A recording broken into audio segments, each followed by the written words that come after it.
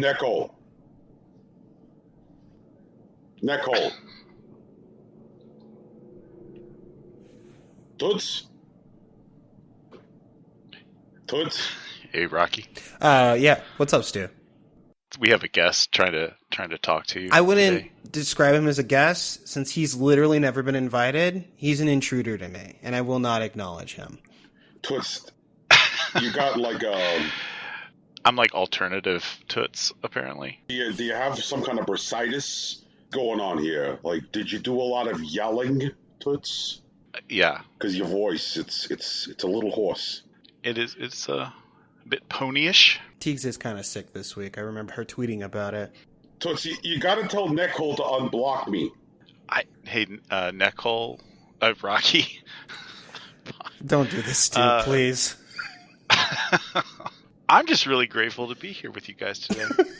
Okay, no, but here's the thing. I don't understand how Duckett keeps getting in here. Last time, I think he actually planted some sort of malware on Brian's computer. I don't know what to do about that. You know, we already sent him turrets, and that should have been enough. But, you know, I guess, you know, where there's a will, there's a way or whatever. What I've discovered is that turrets were invented by one man. Turrets were invented by James J. Turret. That sounds wrong. James J. Turret, and that turrets are all controlled by the Turret Society. And guess who joined it? What? That makes negative sense. I'm dumber for hearing that fucking mess of sentences. Well, last laughs on you, Neckhole. Maybe if you record a fake podcast and invite him to that one. Maybe this one isn't even the real podcast. Oh shit! I gotta go find the real podcast. Well, that was easy. Good work, Stu. Oh, I do what I can. Hey, what's up, Rocky? Stu, Brian, what the fuck? Rocky, why are you coming at me? What do you mean? Did you, like, let your antivirus lapse or some shit? What the fuck? All I use is Windows Defender. It seems fine. Oh, god damn it. You use Macs! Oh my god! Wait, Rocky, Windows Defender won't work on my Mac? I swear to fucking god, Brian. Hey everybody, I'm Brian Cartwright, and I'm under assault by Rocky Hardy. Hi everyone. We have a guest. Tegan's out. She is actually sick. So we're having Stu Templeton join us today. Hey everybody. I'm Stu Templeton. How you doing, Stu? I'm good. I've spent a whole lot of time in VR. Okay. And I'm feeling the oasis course through my veins. Oh, fuck. You say here that there are adventures in Gunlancing. Oh, yeah. I think that's some kind of Monster Hunter business. Guaranteed. Oh, Jesus. Here we go. I've gotten all the lances in Monster Hunter Rise, or at least the current ones. You know, 3.0 is supposed to, like, update, honestly, around the time this podcast comes out. But since I finished all the lances, I was going to go back to dual blades because it's my comfort weapon. I've been using it for 10 years. But I wanted to mess around with gun lance, or, you know, fun lance as it's called. And it's very much like lance, except it has a gun on the end of it. But it makes it, like, infinitely more complicated to play. You have a lot more tools. There's, like, a big charge explosion that you can use. It takes, like, 3 seconds to charge, but you're holding your shield up, so you're not getting fucked when that happens.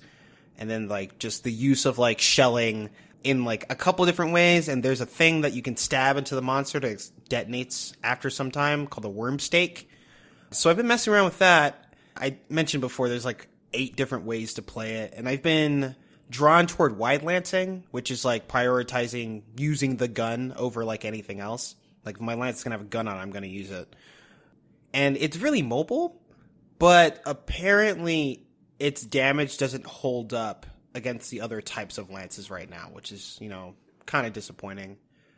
I've been exploring, like, how the different kind of lances work. There's definitely a lot more combo routes than I thought there were going to be. And I'm following this one YouTuber, Cow Slayer, who is, like, the definitive gun lance steward. They post, like, in-depth theses every week. It's like, hey, it turns out this is the best normal gun lance. Turns out that this is how the skill mind's eye works, and, like, no one in the game has ever explained it. Or this is how you get the optimal damage out of, like, this type of gun lance, and apparently why the gun lances can't keep up and stuff like that. Recently, they've posted their predictions for the lances that are going to get new iterations in the 3.0 update. So that's been immensely helpful. But, like, playing gun lance just seems really fucking fun. I run up to a monster, I slide my lance to the ground, and, like, hit it in the dome, and then I stab the worm stake into it. You know, like, I can, like, launch myself up in the air, come down with a big chop, and then, like, finish with, like, my 3-second explosion. It's really fucking cool. I'm having a great time with gun lance. But there's a lot going on, and there's more meters than I'm used to dealing with. One of the things that's still fucking blowing my mind is that, like, all bladed weapons have, like, a sharpness value that you keep track of, and the general idea is that, like, as your weapon becomes more blunt, you deal less damage. But there's a couple of builds, especially with gun lance, that are designed that, like, your damage actually goes up the more blunt your weapon gets. Oh, wow. By using, like, a certain combination of skills. But also, shelling in particular is damage that's not based on, like, the weapon's innate attack value, but the amount of sharpness that you actually have, and otherwise it's fixed. So there are, especially in wide gun lancing, a series of, like, things you can do to protect your shelling damage by stopping your sharpness from falling for a period of time, or even, like, doing certain things that, like, help you regain sharpness mid-combo, which is really interesting to mess around with. There's a lot of new questions with gun lances, but I'm having a lot of fun. Is sharpness, or the act of blunting, I guess, that sounds weird. Right. Is that a weapon degradation effect? Yeah. Basically, whenever you land an attack, not necessarily even land an attack, but whenever your weapon hits something, and a gun lance, it doesn't matter if it's because you're firing a shell or you're, like, stabbing / poking / slashing something. Yeah. Then, like, that costs a certain amount of sharpness. And, like, the various weapons that you're able to build have, like, different base levels of sharpness, but there's also a skill that is, you know, very sought after, but also incredibly rare. Like, you need really good parts to, like, build into it, called handicraft, which, like, increases the amount of sharpness that you can have. Okay. That's an interesting mechanic. Right? And so from what you said before, you're saying that there's a mechanism that you can take advantage of that degradation? Right. Wow. There's 2 skills specifically. One is, like, called Bludgeoner, which makes it so that when you get into the otherwise lower versions of, like, sharpness, like yellow or red, as opposed to blue, white, and purple, which is where you want to stay for the most part, you normally get a damage, like, debuff.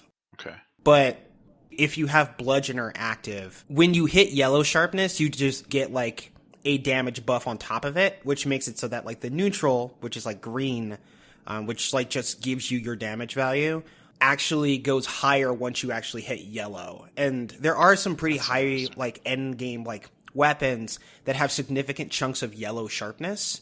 And so it's an idea. It's not exactly optimal currently, but it is a thing that you can do if you, like, don't want to take the 4-second break in the middle of a fight to sharpen your weapon.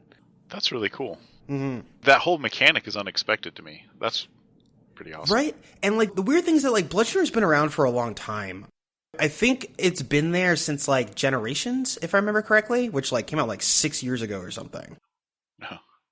There's a stat called, like, Affinity, which essentially is crit chance. And some weapons are built in with, like, negative crit chance, but they have higher, like, raw values.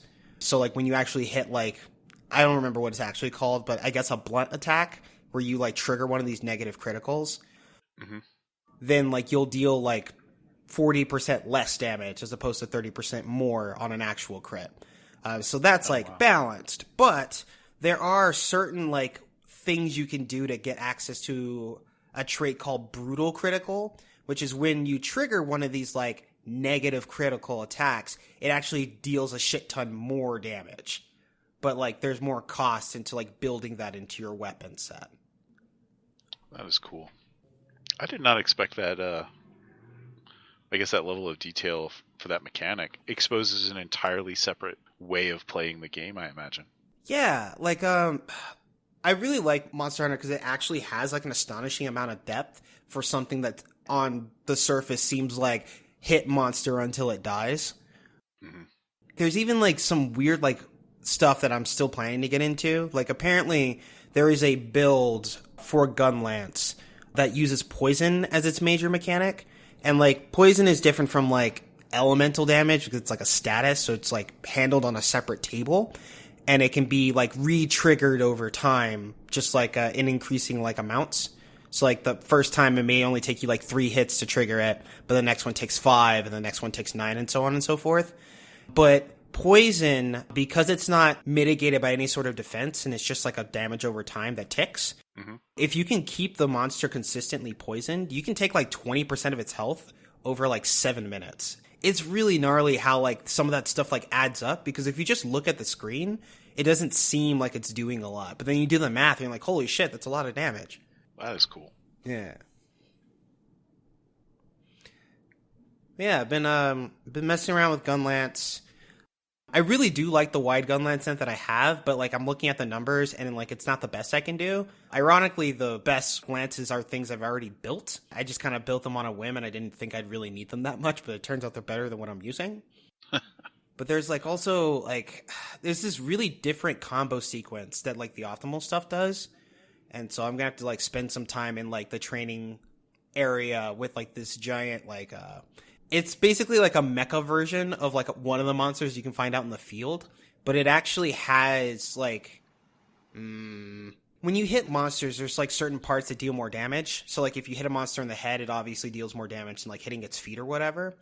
But it actually has a very good, like, mixture of, like, soft and, like, hard spots that I can use for damage calculations to try to figure out a point of attack. And, like, it works very much like a fighting game training room where I can make, like, the mecha do certain things. So I can trigger abilities that require me to, like, counter an attack and stuff like that.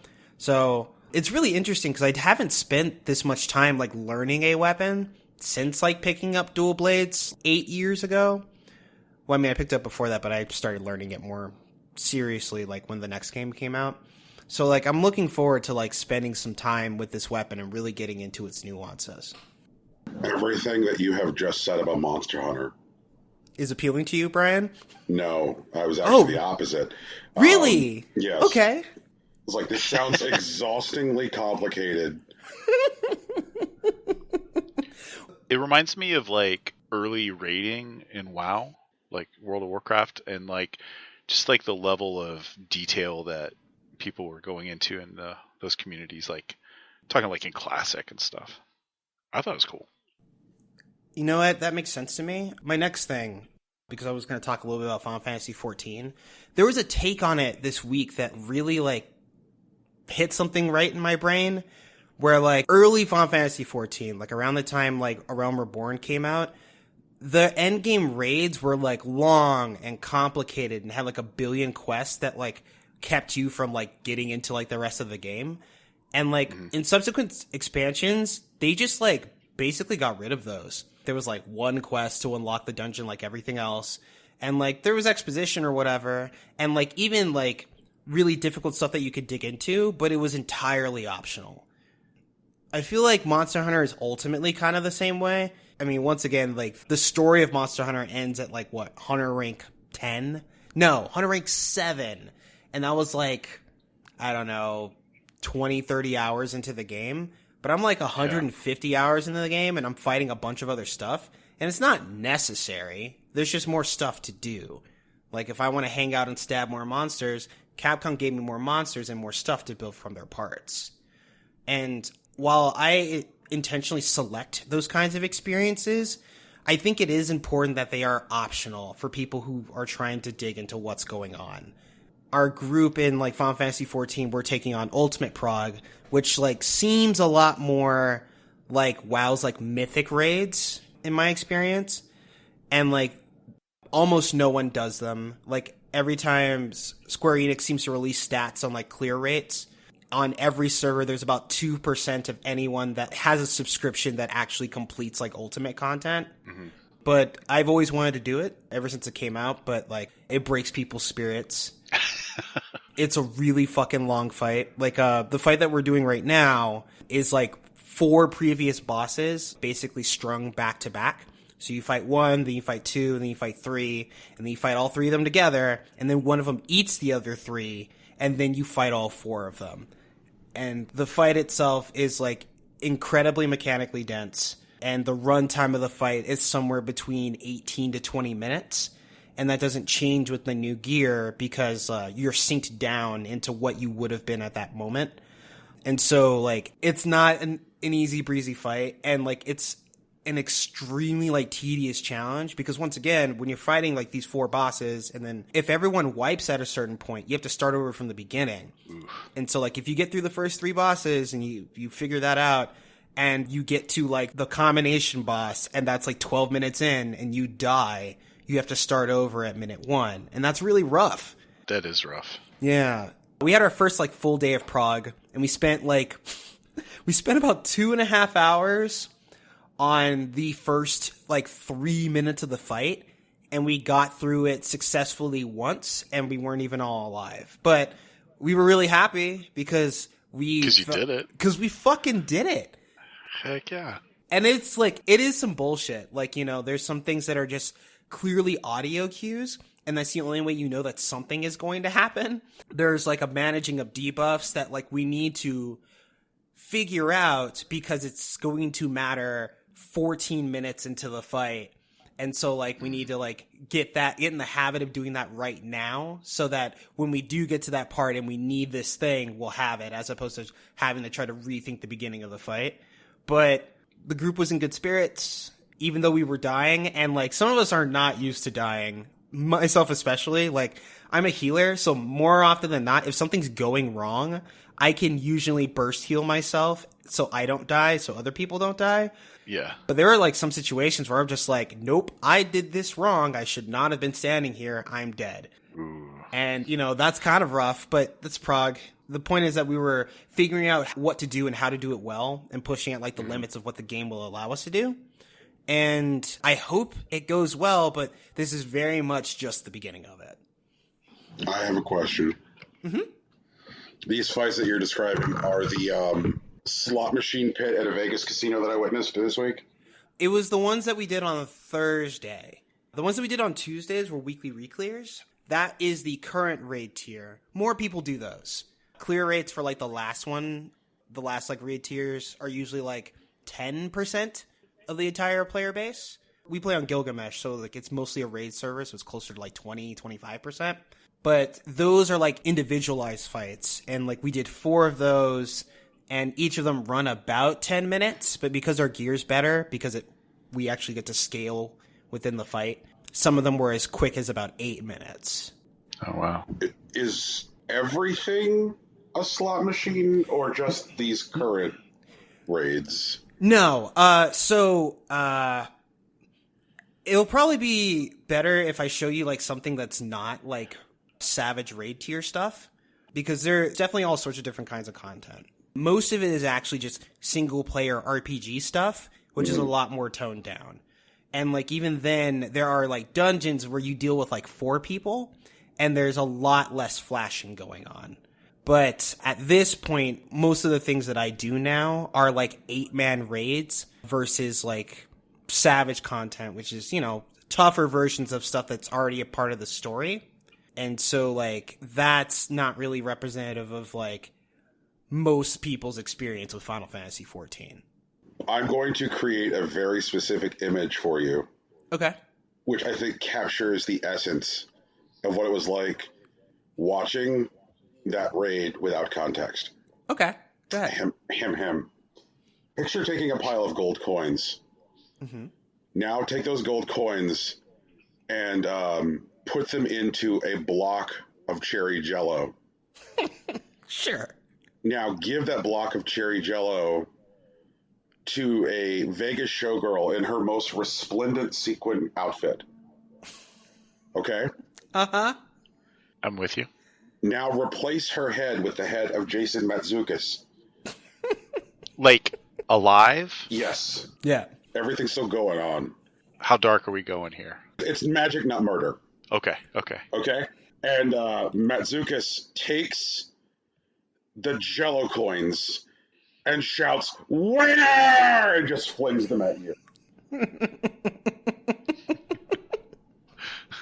I wonder how many of the old WoW raids would look like that, too. I've seen some of them. I feel like that Final Fantasy XIV is a bit, like, flashier. That tracks. To be fair, there's more of it that you can turn off. The only effects that I actually turn off are those of my individual teammates. So I'm sorry to say, Brian, like, the game could actually be flashier than what you were saying. Jesus Christ! But you can actually turn down most of, like, your enemy effects, which I, like, use as, like, keeping myself, like, aware of what's going on. Because there's just some explosions that if I did not see, like, I wouldn't be able to react to them. But WoW gameplay is, like, significantly more granular, especially classic, but even, like, some bits of, like, modern WoW. There's a lot that, like, Final Fantasy XIV and their team keep players from doing individually. Like, weird builds are something that they basically have taken out of the game. And to be fair, it's because most of them were bad. And, like, they didn't really add to the experience. Like, for example, I remember there was, like, one dungeon I did fucking 2 years ago where a black mage only used their ice spells because that was, like, their RP or something. But, like, ice spells do significantly less damage than fire spells, and they're mainly designed to be something to cast while you're out of MP.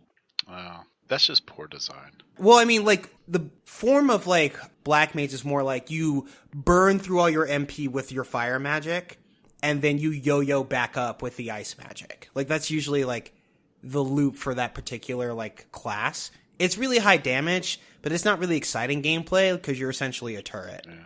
But the thing is that, like, because I was doing this dungeon with this person who was using this ice magic, it meant that, like, the dungeon was, like, twice as long because they're not dealing damage anymore. And that's just, you know, annoying. So they just kind of patched stuff like that out.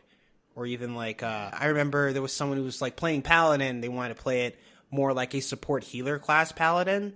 And they, like, built their character stats in a way where, like, they couldn't deal damage. And, like, that's, like, fine in dungeons. Like, it works, I guess. But, like, if you actually need to get anything done, like a DPS check, we're going to fail every time because of this Paladin here. Because they're actually that tight. But, you know, now you just can't build that anymore. But, like, in WoW, I'm pretty sure you still can. And there's a lot of, like, really nuanced builds that you're capable of. And 14, like, has a very, like, streamlined, static way of building characters where, like, essentially you can't mess it up anymore. Yeah. You definitely can field a build in WoW that is not helpful. Mm-hmm. But they manage that by, I guess, sort of allowing you to overpower an encounter.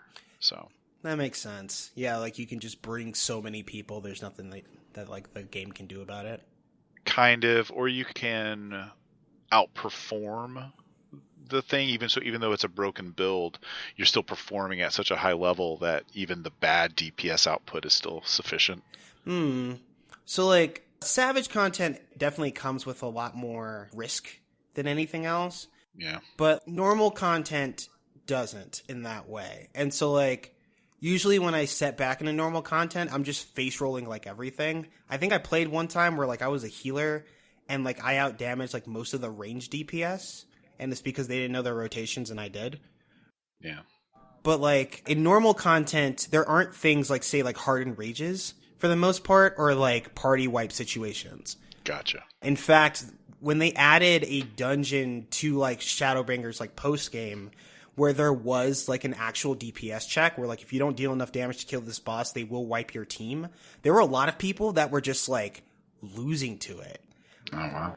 And, like, personally, I mean, I play a lot of the game, and especially at some of, like, the tougher levels, and I didn't even notice that it was a DPS check until, like, someone was complaining about it. But the standard, like, gameplay experience is very forgiving. It's very, like, permissive, I guess I'd say. Yeah. There are a lot of people who are more, like, you know, like, role players and, like, sightseers. It's a completely valid way to, like, enjoy the game. But it's very different, I guess, from, like, the stuff that I, like, try to do. Yeah, what you're describing, I see that also in WoW these days. I say these days, I haven't played it in a while now, but sure. Yeah, I see that too there. But yeah, to continue, like, my discourse into difficult games, I've continued to play the Unbeatable demo from, like, the recently kickstarted game. It's on Switch, not Switch, fuck me, ignoring, I didn't say that. It's on Steam, and there's a a version of it like a Unbeatable white label, which comes with cutscenes, which are really cool. The game is actually very stylized, and I remember like maybe a week into the game, I was like, I'm going to jump in and try to see how unbeatable this unbeatable thing is, and it was kicking my shit in. It was actually fucking terrifying. But after, I don't know, 2-3 weeks of just like checking in every day and just playing for about 10-15 minutes, I can see the unbeatable difficulty stuff now. And even like some of the songs that I'm really familiar with, like I've gotten like clear percentages of something like 80, like 90%. And like that's really heartening for me. It's definitely just seems to be like the result of practice and just like familiarizing myself with the systems. And like feeling that kind of growth in games is something that's really important to me. You know, Rocky, I can see how you slipped up and said Switch instead of Steam. I mean, both of them feature games which use your machine in a hostile fashion to mine bitcoins and pornography. So, wait, are people like harvesting Bitcoin off of Nintendo Switches? Is that real? Not that I know. I'm doing a joke, but like it would not surprise me at all if there's like covert Bitcoin mining games on Switch. Like that would be kind of wild, actually. But yeah, I back the Unbeatable Kickstarter. Like, I'm not being paid by them or anything, but the game is cool. I play a little bit of it every day. I backed at the tier that got me the soundtrack. I didn't want the physical cassette tape because I don't have a cassette player. But I got the soundtrack on Bandcamp, and that fucking slaps. Also, Friday Night Funkin's thing. Friday Night Funkin' fucking killed their Kickstarter. Like, they asked for like 60K or whatever, and they got like, I don't know. I feel like it's like 6 digits, if not 7. And we've had a lot of Kickstarter talk on this show recently. I've been in that lately. I'm also fucking Flowstone Saga has a demo out on Steam in addition to their Kickstarter, and they just recently updated it. The heroic difficulty, which was supposed to be the normal difficulty, significantly less difficult. And it seems like the main thing that they did is that like when you have like the multiple like monsters in a fight, only one of them seems to attack you at a time now, as opposed to like most of them, which feels really different. Also, Friday Night Funkin' actually raised like $2 million for their like Newgrounds like rhythm game, so good for fucking them. Those guys are wild. Oh, and I didn't get to talk about the Guilty Gear Strive beta last week, but there's a lot of changes that seem to have like slowed down the pace of the game. And they definitely took some options from characters which seem to like lend themselves to more like intricate or like unique like combo routes, which is disappointing, especially for people who are big fans of Guilty Gear, because like combos as expression is a gameplay mechanic that is really important to those people, and that's why they stick with Guilty Gear over like other series like Tekken or Street Fighter. But looking at the game, it's still really fucking fast, despite the things that they did to make it slower. And, like, the damage is really, really high. Like, if someone wanted to run a 1st to 100 exhibition on the week of the game's release, it probably wouldn't even take 12 hours. So, I don't know. And they had a build of the game available at Red Bull Kumite. Saturday's programming was dedicated to that. They were just exhibitions. They didn't actually run a tournament like they're doing for Street Fighter. But the Kumite fight seemed really cool. Like, I'm really excited to whenever this game comes out. But it looks like they may actually do a 3rd beta, which is, good because the game's going to get more refined or whatever. But, like, I also want to play the full game, please. Rocky, I have a fighting game thing I want to ask you about. Sure. So, this week, and I'm not sure if this was tied to Red Bull or not, but Axis announced Blazing Strike, and I don't know if you saw that announcement or if you know anything about it. I'm looking at it now. It very much looks like a classic feel, like 2D fighting game. I'm interested in what QIL they'll end up with. Apparently, that is like very intentionally the goal of the game. Like they want the developer is a company called Rare Breed makes games. They originally tried to fund this game on Kickstarter. And I have no idea like how big their ask was when they tried to fund this. It was $70K. They didn't make it. Right. But in the intervening time, Axis picked it up and funded them. And so I guess my question is, like, I know that there is like some just like baseline distrust now of crowdfunding amongst game fans. You know, there's a lot of mighty number nines out there, you know, and Yeah. do you think there's a market for a 4-button retro pixel art fighter? Yeah, is this actually 4 buttons? Yep. Okay, kind of looked like 6 at first. But yeah, especially since like KOF has doubled down on like staying in 3D, people are going to want to play games like this. So That's what I figured as well. I will follow this thing. When the like Axis, the devs started talking about this game, you know, like ramping up their press cycle with the like, yeah, there will be more to see at E3. oh yeah, and that like next week. The 3-month-long E3 does in fact kick off next week. Hopefully, it won't be 3 months long this year because like there actually is an E3, and also like Jeff Keighley appears to have a tighter window for his other like so. What's weird is like there appears to be E3 this year and then like actual E3. Like there are so many different companies which are having like press events under the umbrella of like Summer Games Fest. Mm-hmm.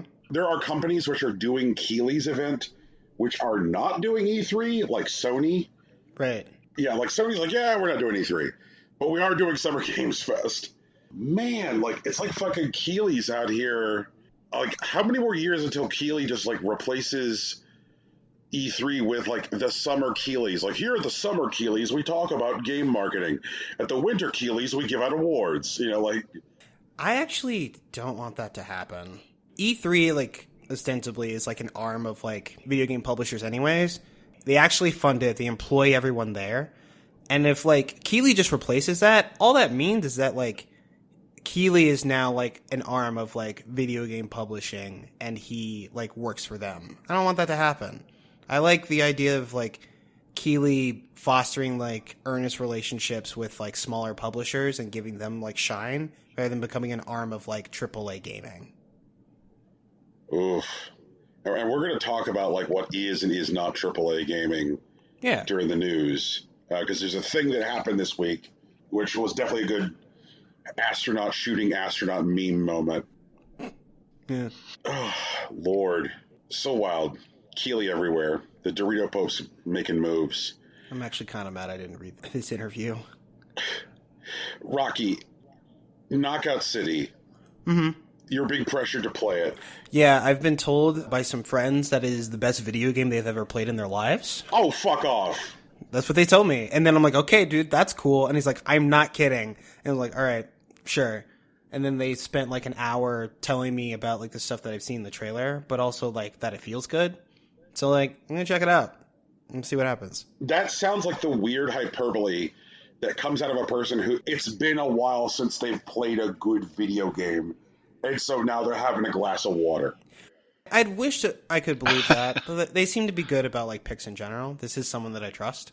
Okay. And like they definitely fired it up on a whim like Friday night, and they didn't stop playing until like 3 a.m. So. And you're sure that this isn't a person who's just like setting their alarm to be aligned with like Japanese Splatoon players and, you know, like I have to play 3 a.m. or I don't get good game. Like they're not some like weird sad person who's like, you know what, life hasn't been the same since Tony Hawk 3. So while I would still describe them as a weird sad person, because that just generally represents most of the people that I know. Okay. I am willing to say that they keep a schedule like a standard human being. They are normally in bed by 10. They work 6 a.m. mornings. Okay. So they're not setting their alarm to Japanese Splatoon players. They don't claim the world hasn't been the same since Tony Hawk 3. Okay. Are they a member of some kind of clandestine old WoW server? Because WoW's not the same anymore. No. Okay. All right. Might be worth checking out then. Yeah, I know. That's why I said I'm going to check it out. I'm just saying that when somebody comes hard with, like, this is the best game I've ever played, like, that's a thing that should generally be treated with suspicion. If that makes sense to me, that's exactly what I did. Okay. Stu, what's this about, like, holding your arms out and going vroom vroom around the living room? Z-Race is the best game I've ever played. Well, it's not, but it is actually a pretty fun game. For sure. It's in early access right now in VR. Mm-hmm. And I've been missing a good VR version of Wipeout. That makes sense. Like Wipeout XL or something. Like growing up, I loved those games. Mm-hmm. And somebody put one out, or is putting one out, I guess.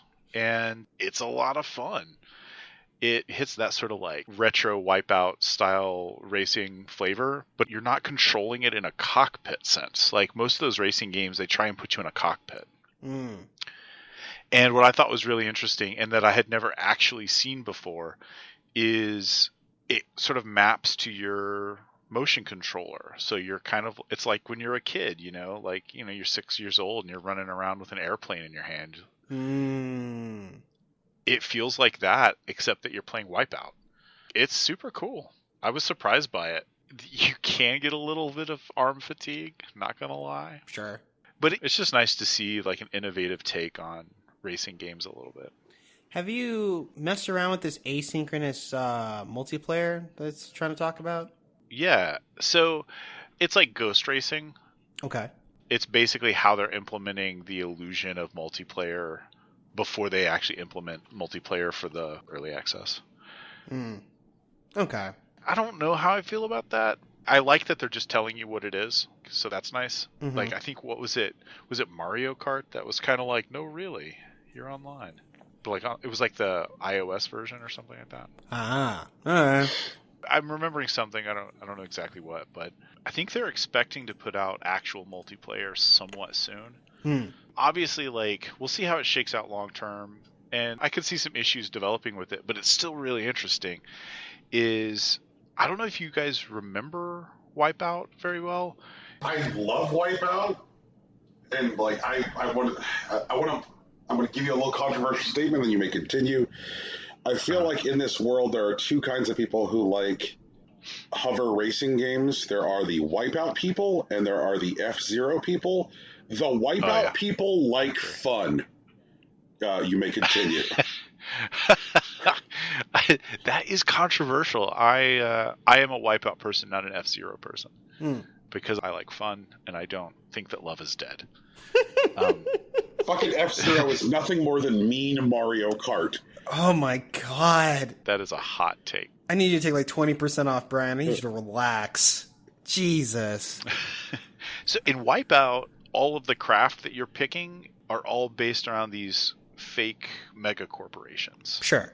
Yep. And they all sort of have their gameplay style. Like, as you get into a slightly more competitive type of play, they all have their gameplay style. So, like, you'll like one, and you'll know that if you go further down that rabbit hole, those craft will sort of, like, speak to how you like to ride the track. But one of the ways that they're changing that for Z-Race is all of the craft are actually teams based on VR communities. So like YouTubers or Twitch streamers, their communities are represented as if they're the mega corporations.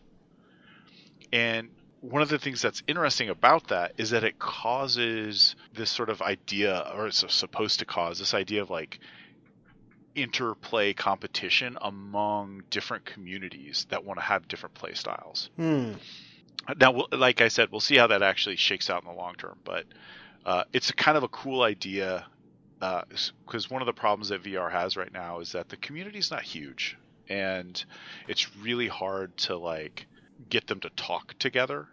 They're sort of siloed, and I think that that's by design from YouTube, by design from Twitch or whatever platform they use. They're sort of siloed, but this sort of causes people to sort of reach across Discord servers, and I don't know. I think it has potential for driving some good competition. Okay. It's a decent pun. I'm not mad at it. Oh, I didn't even catch it. Oh my gosh, the dad jokes. Is there any word on whether this thing is coming to Quest, or is this yet another Brian, you should have bought a real headset moment? According to their Twitter, the studio Twitter, 90% of the team is now working on bringing it to the Quest. Phew, it is a real headset. Okay. It It is a real headset. People love it. In fact, I would actually say that a vast majority of games being made right now are being made in VR are being made for Quest. Yeah. To the point where I wonder if I have a real headset. So, what is a shopping trip in Eklan Tour? A shopping trip in Eklan Tour is a game I picked up on a whim. It's free, at least right now. I assume it will be. And I just picked it up because I had never played a hidden object game in VR. And I did not know what that would look like or if it would even be fun. And I know that you and I have talked, sort of in private about how we do really like hidden object games like on mobile. Right. And so I thought I would give it a shake. And it turns out it's freaking awesome. Just sort of the premise is you play a giant and there's like a little like tourist style village kind of thing built on the side of a mountain, and you have to go find hidden objects, and like you're like lifting up rooftops and like looking in buildings to find stuff. It's kind of wild.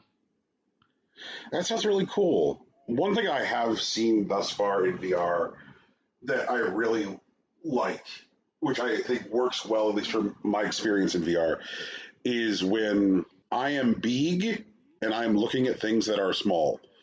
Yeah, it plays with proportions really well. Yeah, like that is the sauce that like drives making Moss.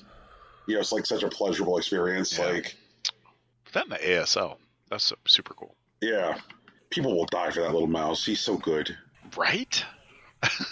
There's something like I think very breakthrough about like letting you look at small stuff in VR. There was something that I kept on hoping would happen. There was a room that Stu and I went to in VR chat where like the idea of it is to build a monorail, and the way that the monorail is built is to like build the monorail on like this small model of the city that you're in, and then you see it kind of like coming together around you as you build it using like the tiny model of the monorail. And I really wanted to, like when we were both like standing in the model, I looked around because I was hoping to see giant us's in the cityscape. Yeah. Like, it's like, give me that, like I'm standing in the city, give me giant me. No giant me. But like playing with scale is just such a satisfying thing in VR. Yeah. Well, VR is sort of notorious among people who do like academic thought pieces on it, like on YouTube and stuff. It's sort of notorious for shifting the game design from being about the horizon of what you see to being about the intimacy of your ability to interact with the things around you. And so when you start diving into that, that's when you start getting crazy proportion changes. Like, I'm going to interact with a little version of the city while I'm in a big version of the city. It's a really interesting medium as people start exploring it. Yeah. Do you want to hit this like early access with VR so that way we can, I guess, bundle all of your VR stuff together? Yeah, that's fine. Okay. So I have been participating in more early access through VR games and experiences than I have with normal media, because I keep getting burned on early access with games. Like, I don't know if you guys have that experience, but I definitely do. But what I realized was that early access, because of how little funding some of these mid-sized studios get, the early access actually has a different, I guess, mouthfeel. So like Z-Race, which I just talked about, was an early access game. And there are problems playing early access games because part of what's early access is usually platform build out. So like they'll have a working game, but maybe not for your platform yet. Sure. And like on Steam, that'll sometimes mean something as simple as, oh, you just have to map controls, which is what I had to do for Z-Race. Or like in Lo-Fi, which is a game that's sort of been in early access for a while. I can't seem to get my headset to be spatially in the correct space, so I can't play it. But you never feel like people are using early access as a way to not finish the game before they release it. You feel like they need your help. And so you feel like you're helping, is I guess what I'm getting at in those early access games. No, I get that. Like, most of early access, like, just seems like good ideas lacking polish. And Yeah. the sense that VR has, like, more moving parts, those types of things would, does. like, prop up in a different way. And some of those moving parts are expensive. Like, as a developer, if you're not well funded as a developer, or if you're tightly funded, you may not be able to get a Valve Index and an HTC Vive and a Vive Pro and an Oculus Quest 2 and an Oculus Rift and a Windows mixed reality headset. You sort of see how that kind of those prices up. And like, how many do you need for a team of 5 people? Like, Jesus. Yeah, so early access is, like you said, the moving parts. There's just so many moving parts that a developer does need help with, unless they have AAA funding, which, as we see... Yeah. I think that development cost is something which, like, at least in the meantime, will lead to more of the consolification of VR. Yeah. Just from like your in customer standpoint, there's so many different things that can like change your customer's experience. But if you're like, okay, like we know that we can target one set of specs in one headset with like Quest 2 and like hit a gigantic, percentage of a potential user base. Yeah. Then that's really incentivized. Like if you have limited resources as a VR developer, you're probably sitting there like hoping for more consolification because it means that you can target fewer things because more things are expensive. Yeah. They're finally honing in on the standards like OpenXR and stuff like that. So that side is finally sort of congealing. But now we just have... I guess the hardware sort of has to start mapping to platforms at some point in a bit more of an elegant way. Even if it's bring your own platform, right? Like, or the platform is bring your own hardware like Steam is. There's still a lot of disparity between all the major platform players. Yeah. There's obviously little that could actually be considered, I guess, platform agnostic, except I guess maybe stuff like VR chat. But like, is there any other direction for like, say, like the lowest common denominator to go? You mean other than, you're talking about the openness of the platform? Yeah. No, I think that's a requirement. Yeah. And I don't think that that's bad, to be honest. I think that drives competition in a really interesting way. I mean, you even see that more pronounced in the early days of PC gaming, but you still see it. Like, it was DirectX and OpenGL, right? Like, that was the big two. And OpenGL is the open version, and that forced Microsoft to put in a huge amount of effort into DirectX. Mm-hmm. And and now I think we're trying to outgrow OpenGL with Vulkan, which is super high performance. So if it takes off, it'll be great. So you even see that far back. I mean, I guess that's that's one of the big draws with regard to game creators back in yonder days of yore with like the Xbox is like that. No, this is a Windows. I guess it was Windows 2000 technically. Like, and it's running DirectX. And so if you've been targeting DirectX on PCs at all, it's a really easy switch. But you contrast that with like, PS2, I guess. Where you're like, no, I need a dev kit to even start. Right. God, that's weird. Well, for sure. So you've been fucking with Valheim, right? Didn't they like announce they sold like 7 million or something? They may have. It landed, and it's doing well. It's incredibly fun. It's the first survival game that I have not bounced off of. Okay. When I say survival, I mean like the survival world building. Yeah, like Ark or like Rust.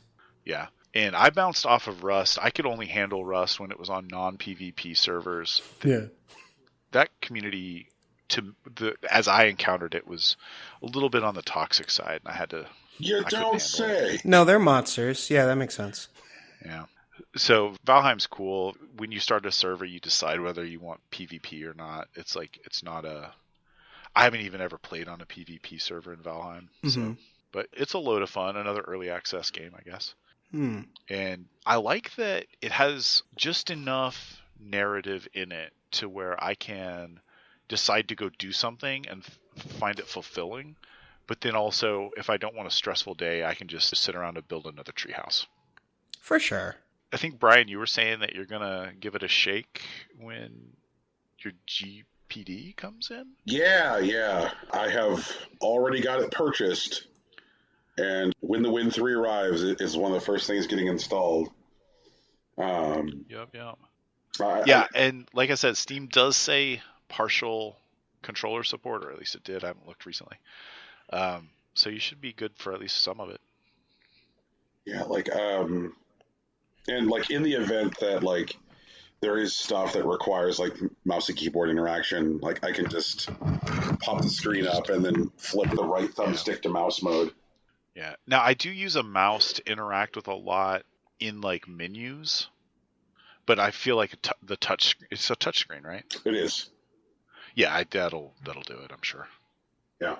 And, oh god, guys, just the level of fucking excitement as I track the GBD Win 3 en route to my house.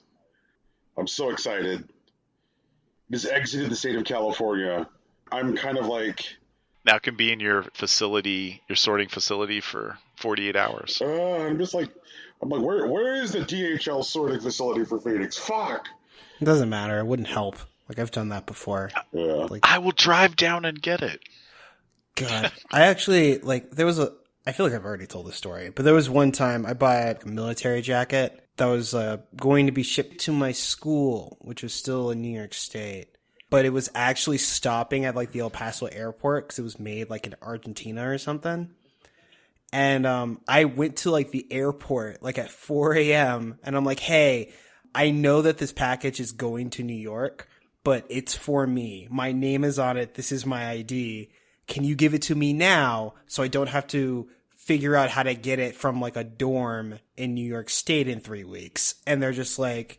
I had to talk to this guy, and then I talked to like a foreman, and then I talked to a supervisor, and all of them are just like, yeah, this is weird, but I don't think we can give it to you.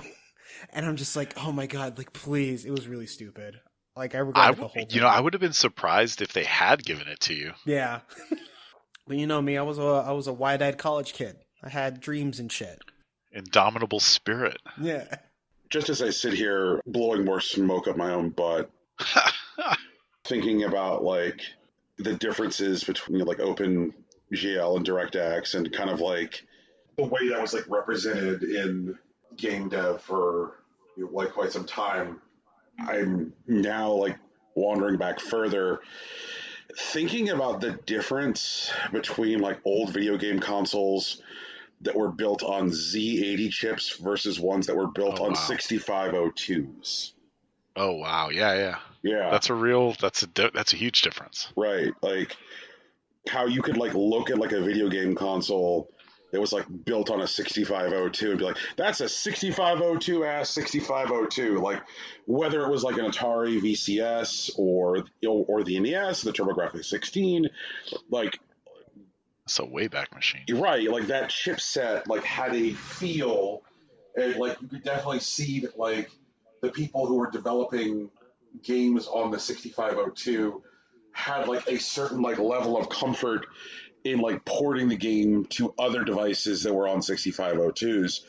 But then you look at something like, say, the ZX Spectrum or the Sega SG-1000, which were built off of the Z80 chips. Whenever you see games that like started on a machine that was a Z80 and then someone tries to port it to like a 6502 or like, the other way, it always just like comes off really weird. Yeah. Thank you for coming to I'm Very Old, the show, starring me, who is very old. I feel like I'm the yes man in the back, who's also very old. The Ed McMahon to the oldness? Okay. I'm just glad to be here. So speaking of things that make me feel old, there was some stuff that Terry Kavanaugh was tweeting this week regarding people who had done Roblox development in their childhood 10 years ago or more, and were now like in their 20s and had decided to move into game development as a career, and were like, as a hobby and as a pastime, going back and making their old Roblox things playable in modern Roblox. And there were things that just made my head spin, like the phrase modern Roblox, and that the fact that there is like a generation of game devs in their 20s who decided to become game devs because of Roblox, and I'm dead now. Jesus Christ, like... That's the way of the world. Yeah, Roblox has been around so long that there is Roblox nostalgia. How did I not realize that Roblox is that fucking big? How? Well, you're a gentleman of a certain age. I mean, literally everyone wrote it off.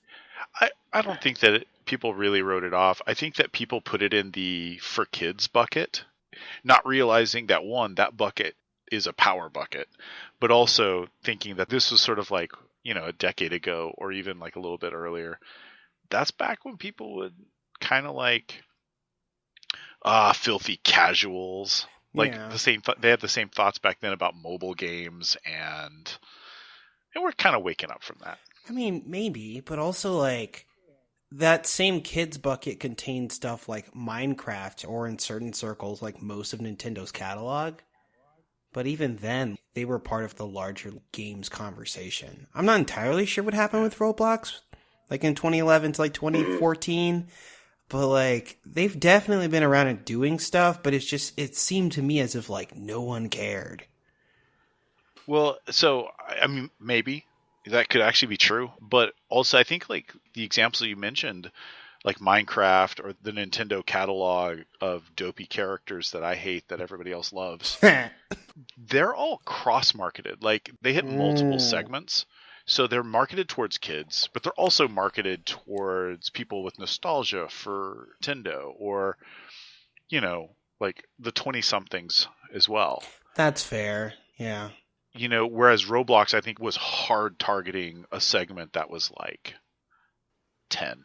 Mm-hmm. And so, like, if you weren't in that, I think that maybe they were targeting it so well. Like, if you're a parent back then, you may be like, oh, freaking Roblox again. See, that's my mistake. If I had become a teen father, maybe I would have known more about Roblox. That's what I'm saying. You need to go back in time and make some bad decisions. Oh, no. It's so amazing because it seems like there's so many tools out there to, I guess, keep people who give a shit about games underinformed about Roblox. It seems like games media is just discovering writing about Roblox. Yeah. Right? Yeah, that's true. They're like, oh shit, there is a platform out there which like has as many active user bases as modern consoles. Like, if you're sitting here like rattling off like major platforms and you're like, oh, well, there's Nintendo and there's Sony and there's Microsoft and there's Apple and there's Google. The phone's not the fucking like streaming thing because that sucks. But if you're just like rattling off platforms, Roblox is one of those platforms. Yeah. I think the big catalyst there was their IPO. If we're talking about like how writing sprung up about Roblox. Yeah. Their IPO happened and they are trading in actual like console platform holder money. Right? Yeah. And so like now like there's like a directives like, hey, these people are about it. And maybe they're like paying for like some sort of publicity, but it just seems like now they are just an eminent force that wasn't exactly clear before. I think there's also a sort of like a current zeitgeist of the rise in popularity of games as platforms for creation. That's fair. I mean, not only are there just like an immense number of like Minecraft YouTubers that are just decimating freaking Twitter. Yeah. But there's also like other platforms that are doing huge amounts of venture capital, like funding, like the Manticore platform, stuff like that. And so like there's this huge like resurgence where like investors are starting to pay attention to it. That's creating buzz around it. I think there's a lot going on there. I mean, because like you could even look at VR chat as an example of a creation platform. Right. Right. And it's really easy to think of VR chat as something that's just been around for like maybe a year or two. But I mean, it's been around since like 2013 or something. So that's like 8 years. It's weird to me when there was like the think pieces when like Dreams was like coming to like the Sony PlayStation Store. Yeah. They talked about its potential, and then later on, like the drawbacks about how like Sony would own anything that you make in Dreams.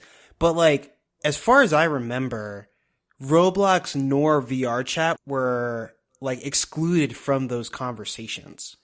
Like no one was like bringing them up as like creation spaces when that happened. And like that seems like a weird blind spot for me. Right.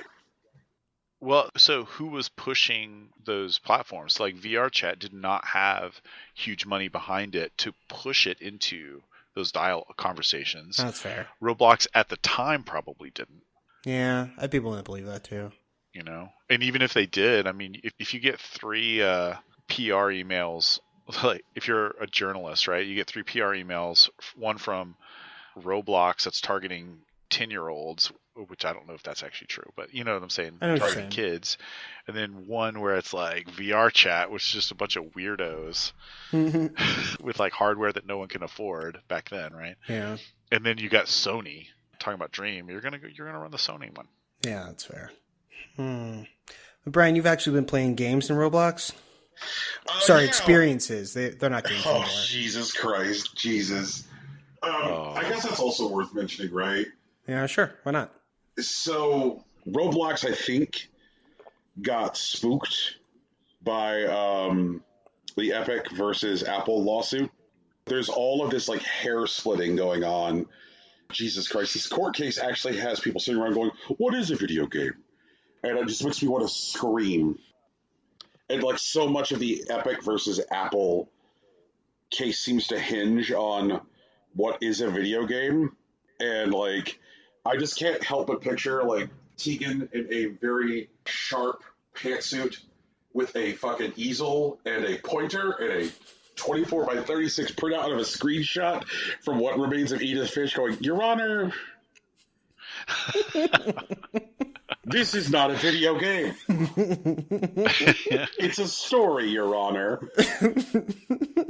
That could actually be fun. I'd like to watch that skit. Yeah. Fucking Roblox wants to be in the Apple ecosystem. Yes, they do. And so because they want to be in the Apple ecosystem, they are not taking any chances right now. Right. So they renamed a whole bunch of buttons and features and tools within the Roblox launcher. Things aren't referred to as games anymore. Like, people are no longer playing things on Roblox. Roblox is like, these are experiences now. These are Roblox experiences. Mm-hmm. And for the most part, it seems like Apple's willing to go along with that. Right. Because, like, during the court case, somebody did ask about, like, the cognitive dissonance between, like, hey, so you won't allow this through, like, say, Fortnite, but you will allow it through Roblox. And they're like, well, Fortnite is a game. Which is actually kind of funny because Fortnite did not market itself as a game for like past like year or something. Weren't they talking about doing experiences now?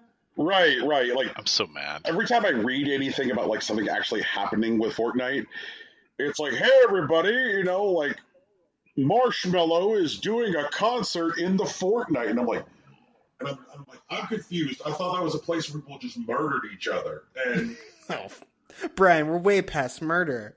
It's about creating, Brian. We're into magic? Yeah, of course. That's what Travis Scott was. Travis Scott brought the magic. Yeah. So apparently Fortnite is no longer a place where people just murder each other. I used to think it was a place where people did PvE defenses against waves of zombies. Then that stopped, and I stopped playing the game. There's no money in defending against zombies, Brian. There is, however, money in Marshmello concerts. But yeah, there is a Roblox game that I've been playing because they're interested in it. Noted, awesome video game developer Terry Cavanaugh is like, I thought around the same time that I was getting interested in Roblox was like, he's like, yeah, I'm getting interested in Roblox. Holy shit, this is a whole thing. And so like Terry Cavanaugh is also something of an old man. Even though he's younger than me, I realized I'm old enough now that like there are people younger than me who sound old. And so, like, Terry Cavanaugh is like, I want to make a game in Roblox. And so, like, the guy who made Super Hexagon and VVVVV made a game Roblox called Climb the Giant Man. Right. And, like, I had started fucking with it when we recorded our last episode. I have since climbed the giant man. Mm-hmm. Okay. So, like, in Climb the Giant Man, Terry Kavanagh, who is, like, new to the Roblox platform, takes his model for his in-game Roblox character, right? And scales it to absolutely terrifying, scary, gigantic proportions. So, like, you are in game and you look up at the thing, and, like, compared to the scale of your character, it feels like this giant Terry Kavanagh must be, like, 1,000 feet or more tall. He's just huge, looming over you, head above the clouds. And as you, like, look up at him and the impossible height of giant Terry Kavanagh, his avatar is wearing the classic Steve Buscemi music band shirt because he recognizes his place in society now. There is this, like, spiraling obstacle course that corkscrews its way in tighter circles up the giant man. And periodically, as you're scaling the giant man, you'll come across these audio descriptive displays beside kind of like museum panels where, like, Terry Kavanagh has recorded something as if, like, you're in the giant man museum, and you walk up to the panel, you hit it, and it'll describe, like, the obstacle that you're about to encounter or some feature of the giant man, which gives it this kind of, like, weird, like, artificially stuffy feeling. So, like, a lot of the stuff that you encounter, like, near, like, the feet up through the knees of the giant man are stuff that can be resolved simply through reflexes, right? You're like, okay, jump here, jump here, jump here, jump here, and you don't die. You don't fall off your ascent of the giant man. But once you get up to, like, the last few challenges in the ascent of the giant man, you'll definitely encounter challenges where it's like he's trying to create moments where your excitement for ascending the giant man becomes your own worst enemy at that point because you can see how close you are. You're like, oh man. And I think that's good game design. That the fact that you could taste completion, that you could taste accomplishment so close is the thing that becomes your biggest enemy. I think the best example of this is I got to, like, the absolute last challenge in climbing the giant man. And the last challenge in climbing the giant man is this, like, ridiculous Rainbow Road ass car course where there's, like, there's a track, and the track has no bumpers on either side of it. And he's just like, hey, drive a car on this track. And there's a whole bunch of hairpin turns. And there are also these, like, red bars on parts of the road that if you hit the red bars, it causes your car to explode, and it'll just, like, launch your ass into space. And I'm like, man, that seems like a lot. And so, like, I got in a car to begin my drive up the giant man and, you know, to this final stretch. And then I was sitting there going, you know what? This is a fool's game.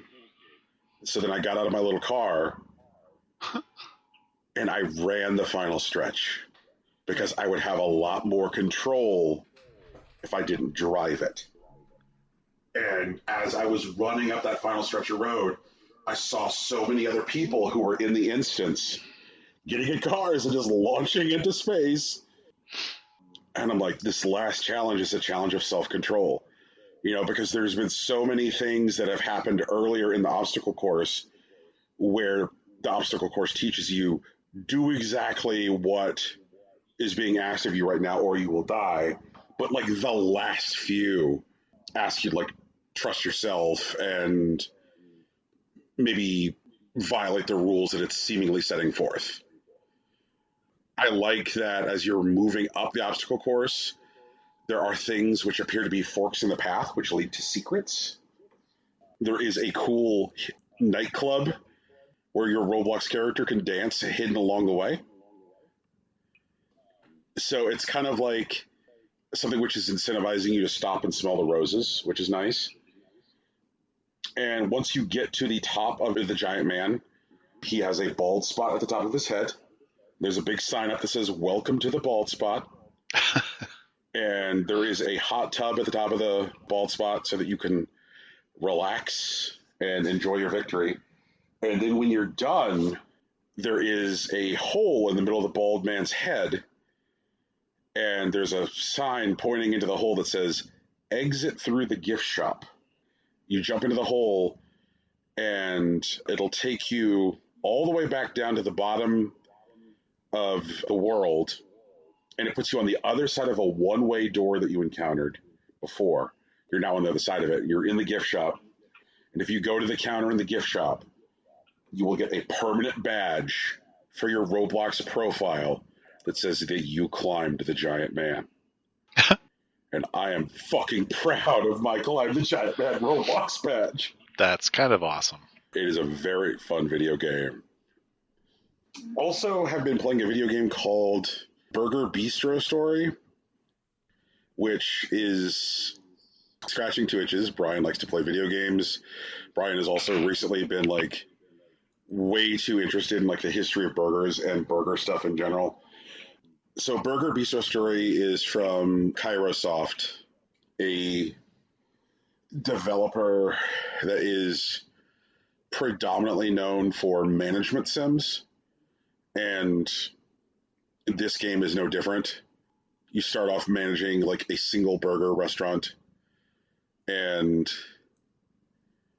you have to do stuff like manage your employees' schedule, manage what's on the menu of your burger restaurant, determine what type of sandwiches are going to appeal to different demographics, fund advertising campaigns for your burger restaurant, and eventually your chain of burger restaurants, perform interviews as your chain expands, hire management for secondary locations, perform market research, establish a test kitchen to create new sandwiches, get details on what's going on with your competition. There is a lot.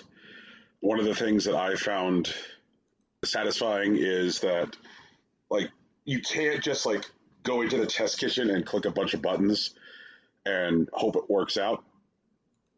Like I went into my test kitchen and I did exactly that, and they're like, "This sandwich is bad." And I'm like, "All right, fine, damn." But then I created a sandwich which was like a fish fillet with a fish sauce and like thinly sliced cucumbers, and it went over really well. And so I bought some billboards for my fish sandwich, and when spring break rolled around, I had lines so long for the fish sandwich that I had to immediately hire more help. Problem is that when spring break was over, I had all of this like extra staff, and I'm like, fuck, this is cutting into my money. Capitalism. Everybody's fired. Pretty much. It has a very cute pixel art aesthetic. I've never really messed much with like Kairosoft's work before. Like I know they have like a good reputation.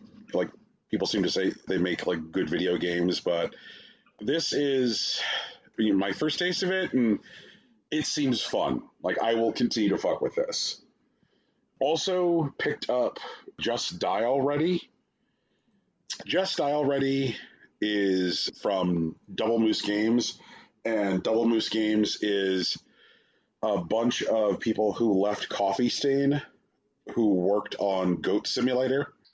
And the premise of Just Die Already is that you are an old person who has been kicked out of your nursing home for being too much of an asshole.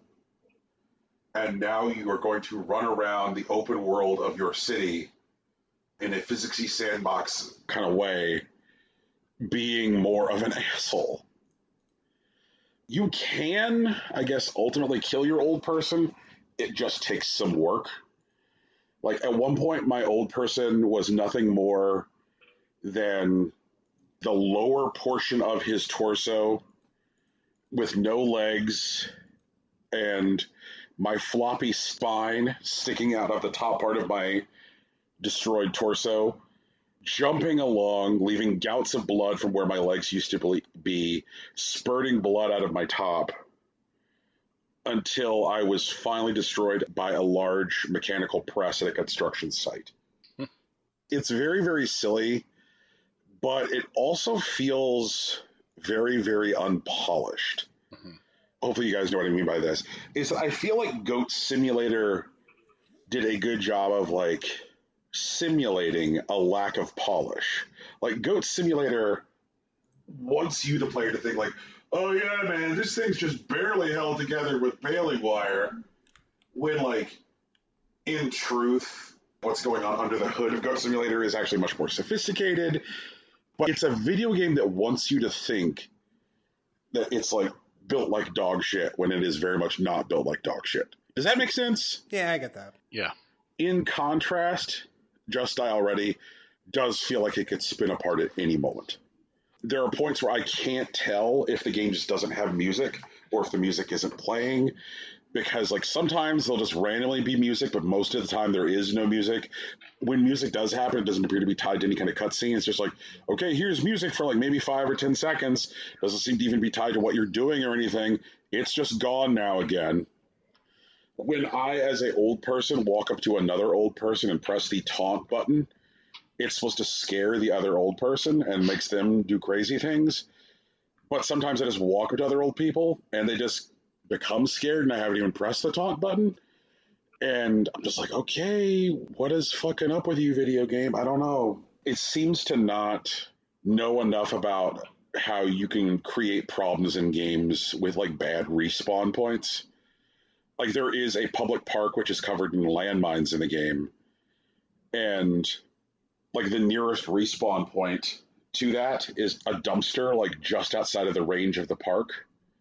And it's entirely possible to, when you jump out of that dumpster, to jump directly onto a landmine. So you just like put yourself right back into the problem that you had in the park. It's obvious that there's a lot to do in the open world of Just Die Already, but you know, because of the way it like manages spawn points and the way it communicates information, a lot of that stuff is like hard to find or not immediately apparent. Like I found like a sports arena where I could like play basketball and put on these like ridiculous oversized boxing gloves and go swimming, but then I got trapped in the swimming pool and like obviously not in a way that the game thought was funny or planned for. So it's a bit of a mess.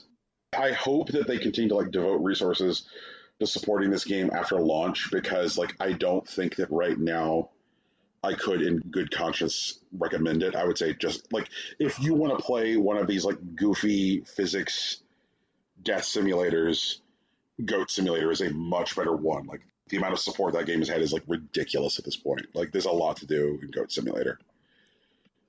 Also played a game called SpaceGulls. I've been wanting to load more brand new video games onto my RG351P. So I spent some time on itch looking for developers who are releasing ROMs for old systems. And there is a company called MorphCat Games, which has 3 current releases on itch. A game called Micromages, a game called Bobble, and SpaceGulls. And of the 3, SpaceGulls is the newest. It came out last month. SpaceGulls is fucking incredible. And honestly, like, so is Micromages and Bobble, and maybe at some point I'll like to devote more time to talk about them. Like, Micromages is really good. But, like, SpaceGulls, these 2 guys sat around and said, like, okay, look, what if we combined Joust and Mega Man? And that is SpaceGulls. Joust and Mega Man. Yes, Joust and Mega Man. Think about like the way you're flying on your ostrich feels and works in Joust, right? Mm-hmm. Now think about like Mega Man level design and enemy behavior. And the way you kill things in SpaceGulls is to land on them. It definitely like changes the way you think about stuff in SpaceGulls, like because like if you normally run into a room as Mega Man and there's like a bunch of shit like shooting at you, the way your brain is wired is to like, okay, like how do I avoid all other patterns of fire? And then immediately just like fuck them up. And having this like different, significantly more like limited tool set means that like your first reaction is not like this sober, reasonable, tempered, like, oh, okay, how do I fuck these things up? Kind of thinking that you would in a Mega Man game. Your first thought is, ah! There are these little flying red guys in SpaceGulls. And like the design of these little flying red guys is like straight up, just like they could have been pulled from like any given Mega Man game. They have a very strong like Mega Man 2, Mega Man 3 vibe. And these flying red guys home in on you, and their flight pattern is designed to try and get above you, and they have spikes on their bottoms. And the way you kill things is to get above them and then just drop. And so far, my immediate reaction every time I come into room with the red guys is to go, and like retreat to the last screen and just like think about it for a minute. So far, the save system is very generous. You encounter like save rooms where you just jump on a large red button and it saves your game. It's a good design. Yeah. And also because it is a, like NES ROM, I can just like easily create a save state. But like I am trying to, like I guess honor the game's designed saving system. And when you encounter bosses, like you're still killing them the exact same way, which is fly above them, drop on them. It really has like that. I want to say that the aesthetic and the sound definitely has that Capcom developing for the NES from about 87 to 90 feel. This feels a lot like a Capcom NES game. And that like somehow just like Mega Man was out sick today, so here is Joust instead. Sounds pretty interesting. Yeah. That's a combination I would not have anticipated working well. Me neither. I guess like just incredibly quickly, like Bobble's a game made for speedrunners. If you want to play a game very, very quickly, once you are good at Bobble, like once you are very good at Bobble, Bobble can be like beaten in something like I think like 8.5 minutes. Wow. But the trick is getting good at Bobble, right? So that's a vibe. And sometime when we don't have a stack of stuff to talk about, like I'll devote some time to talking about like Micromages, but Micromages is fantastic. Also been playing a game called Glamorous Zombie Flakes. Glamorous Zombie Flakes is a game from 90s Soft that came out last month for DOS, the Amiga, and the Sega 32X. Like that recently? Yes. And I was like, I will try Glamorous Zombie Flakes. How is it? It is so far good and weird. So the premise of Glamorous Zombie Flakes is that there has been a major zombie outbreak in the world, right? There are zombies. But what was discovered after the zombie outbreak is that zombies can be cured of zombieism and return to being normal humans. But what cures zombies is fashion. And so as a result, fashion designers and models are like highly revered and respected. When the game begins, like the premise is that it is the main character's first day at a modeling agency. And she's like, okay, like, so today's my first day where I can go stop zombieism. So like you go to the modeling agency and you like build your party and you encounter zombies. And encountering zombies feels like kind of like a combination between something like rhythm combat and like traditional JRPG combat, where you're like, I guess, doing fashion. If your party is defeated and not fashionable enough for zombies, your party then like retreats to the basement to go listen to records. They're like, oh, that sucked. Let's go listen to records. There's a significant portion of the game which is about like shopping. So there's like going to a shopping mall where you can like get more gear to make it easier to like save zombies. There is like a mini game that I found about operating a floor buffer. I went to like a public school in the game, and I just like walked up to the janitor, and he's like, "Oh, you seem responsible. Would you like to use the floor buffer?" And I'm like, "Yes, I would like to use the floor buffer."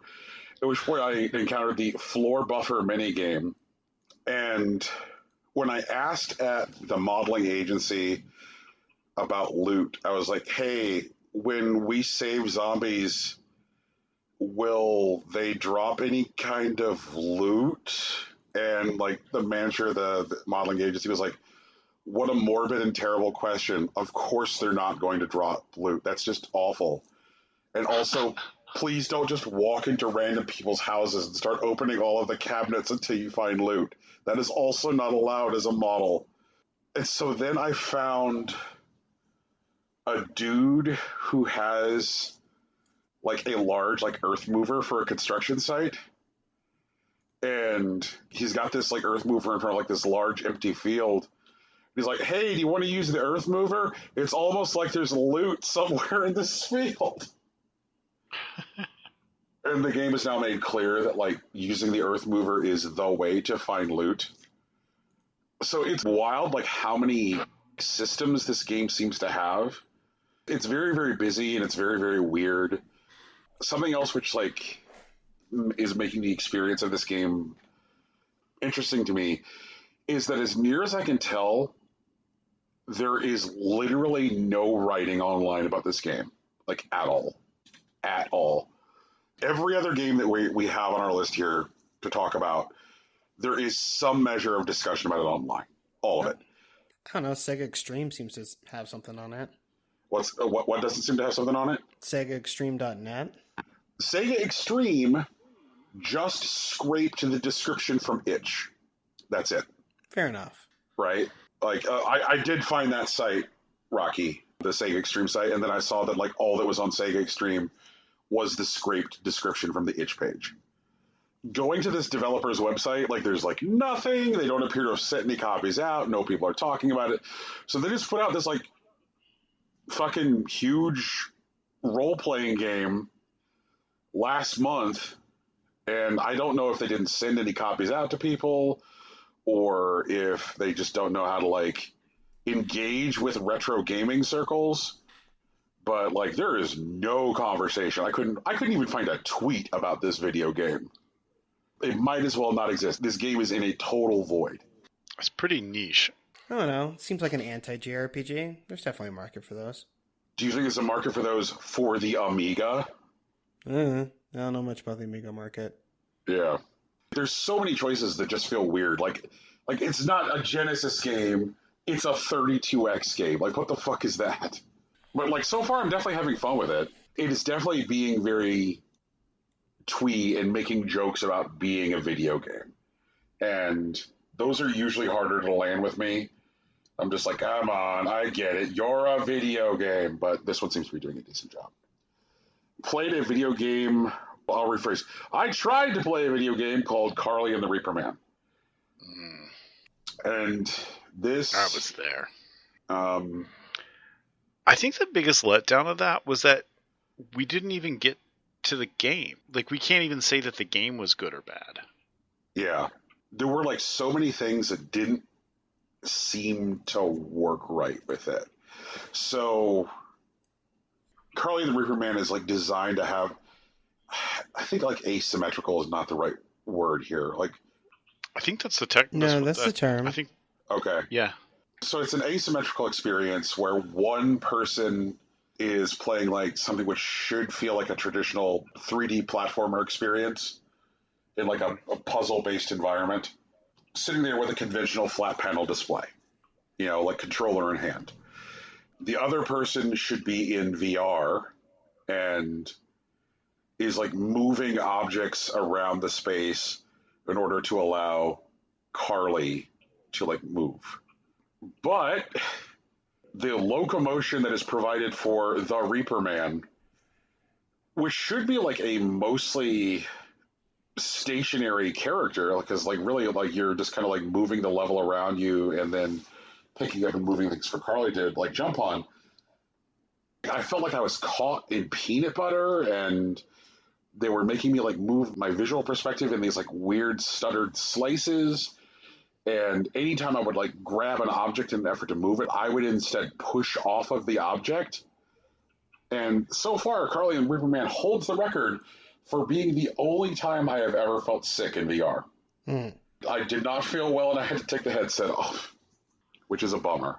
I like the aesthetic of the space. Like, it looks cute. I like the color values. Like, you know, I like those teals. I like those aquamarines. Like, it has a, you know, it has that very, like, 90s candy feel, but I just... I think the concept of the game sounded cool. Like, you know, and while I was in it, I could kind of see the bones of it. Right. And that looked like it would be fun. But they implemented so much stuff, but not, I don't know, not super well. I don't know if that's actually true, but that's how it feels. Yeah. And like a really good example of how that sort of lines up is like, if I'm playing on the PC, right, then I have to play with a gamepad. I can't play with a mouse and keyboard. And you can play on the Oculus, or you can play my role on the Oculus. Like, two Oculus players can play together. But I can't play in Steam VR with somebody who's on Oculus. Like, it's just like... Yeah. I get that. It's just like they just sort of are bolting on these things, but they're not actually completing them, is how it feels. And so, like, maybe in the perfect storm, or I guess the optimal situation, it probably works really great. But I wouldn't know. Yeah, and like, I mean, there were like little things, like, I could hear Stu. I could hear Stu just fine, but Stu could not hear me. And then so I'm sitting there like hollering for all it's worth. And he's like using some of like the game's like in-game, I guess, gesture systems to test because he can't hear me. And so like I keep on hearing like a little Carly character go like, hello, hello. And she's like waving at the Reaperman. And I'm like, Stu, I can fucking hear you. Like, just... And like, if I have to take off my headset to call somebody on Discord, then you've already fucked up video game. I don't know. I feel like that's a design choice. And while I agree that that's something that you wouldn't really enjoy, like, it sounds more like Journey to me. You know what I mean? Like, they didn't want you to talk to each other. I guess. Then like, why do they want me to hear Stu talk? Well, I don't know. I guess that would be like more like the relationship between like Carly and like the Reaperman, right? I suppose I should look into like what the experience is like for people, because this game came out first on PSVR. Okay. And I guess with like PSVR, you're working with like more static hardware. Like, everybody who's playing it on PSVR is playing with a PlayStation. So they have that fixed hardware target. Everybody is talking on the same audio network. Like, I wonder what this looked like for those players. Yeah. I'm also sort of critical of design choices that have to be explained outside of the game. That's fair. I totally agree. It was probably a design decision, and there's probably some narrative that makes sense of it. But they didn't tell me, not in the game or anything like that. Or even in the settings where you kind of look through and you're like, oh, it's the voice of death has a volume control. Like, that would tell you, I shouldn't expect that I have one. Mm-hmm. Let me tell you about a game playing experience which I am not critical of. This is the thing that makes me want to say, Tegan, there is an Oculus Quest 2 in your house. You need to put it onto your head. And this is the thing that makes me say, Rocky, please, please, please get a VR headset. Is it Demeo? Yes. Okay. So good. Oh my God. I had so much fun. I didn't expect it to be that good. I thought it was, Rocky, it is the best game I've ever played.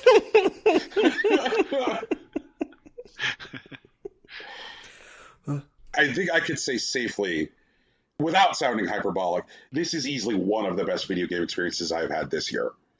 And so far, it has been a good-ass year for video games, too. Yeah. But there is to tabletop gaming as an experience, right? Is Demeo a tabletop game? Yes. Is that fair, Stu? Yeah. Yeah. It's I mean, yeah. You guys sound unsure. All right, so Demeo puts... It blurs the line a little bit. It does.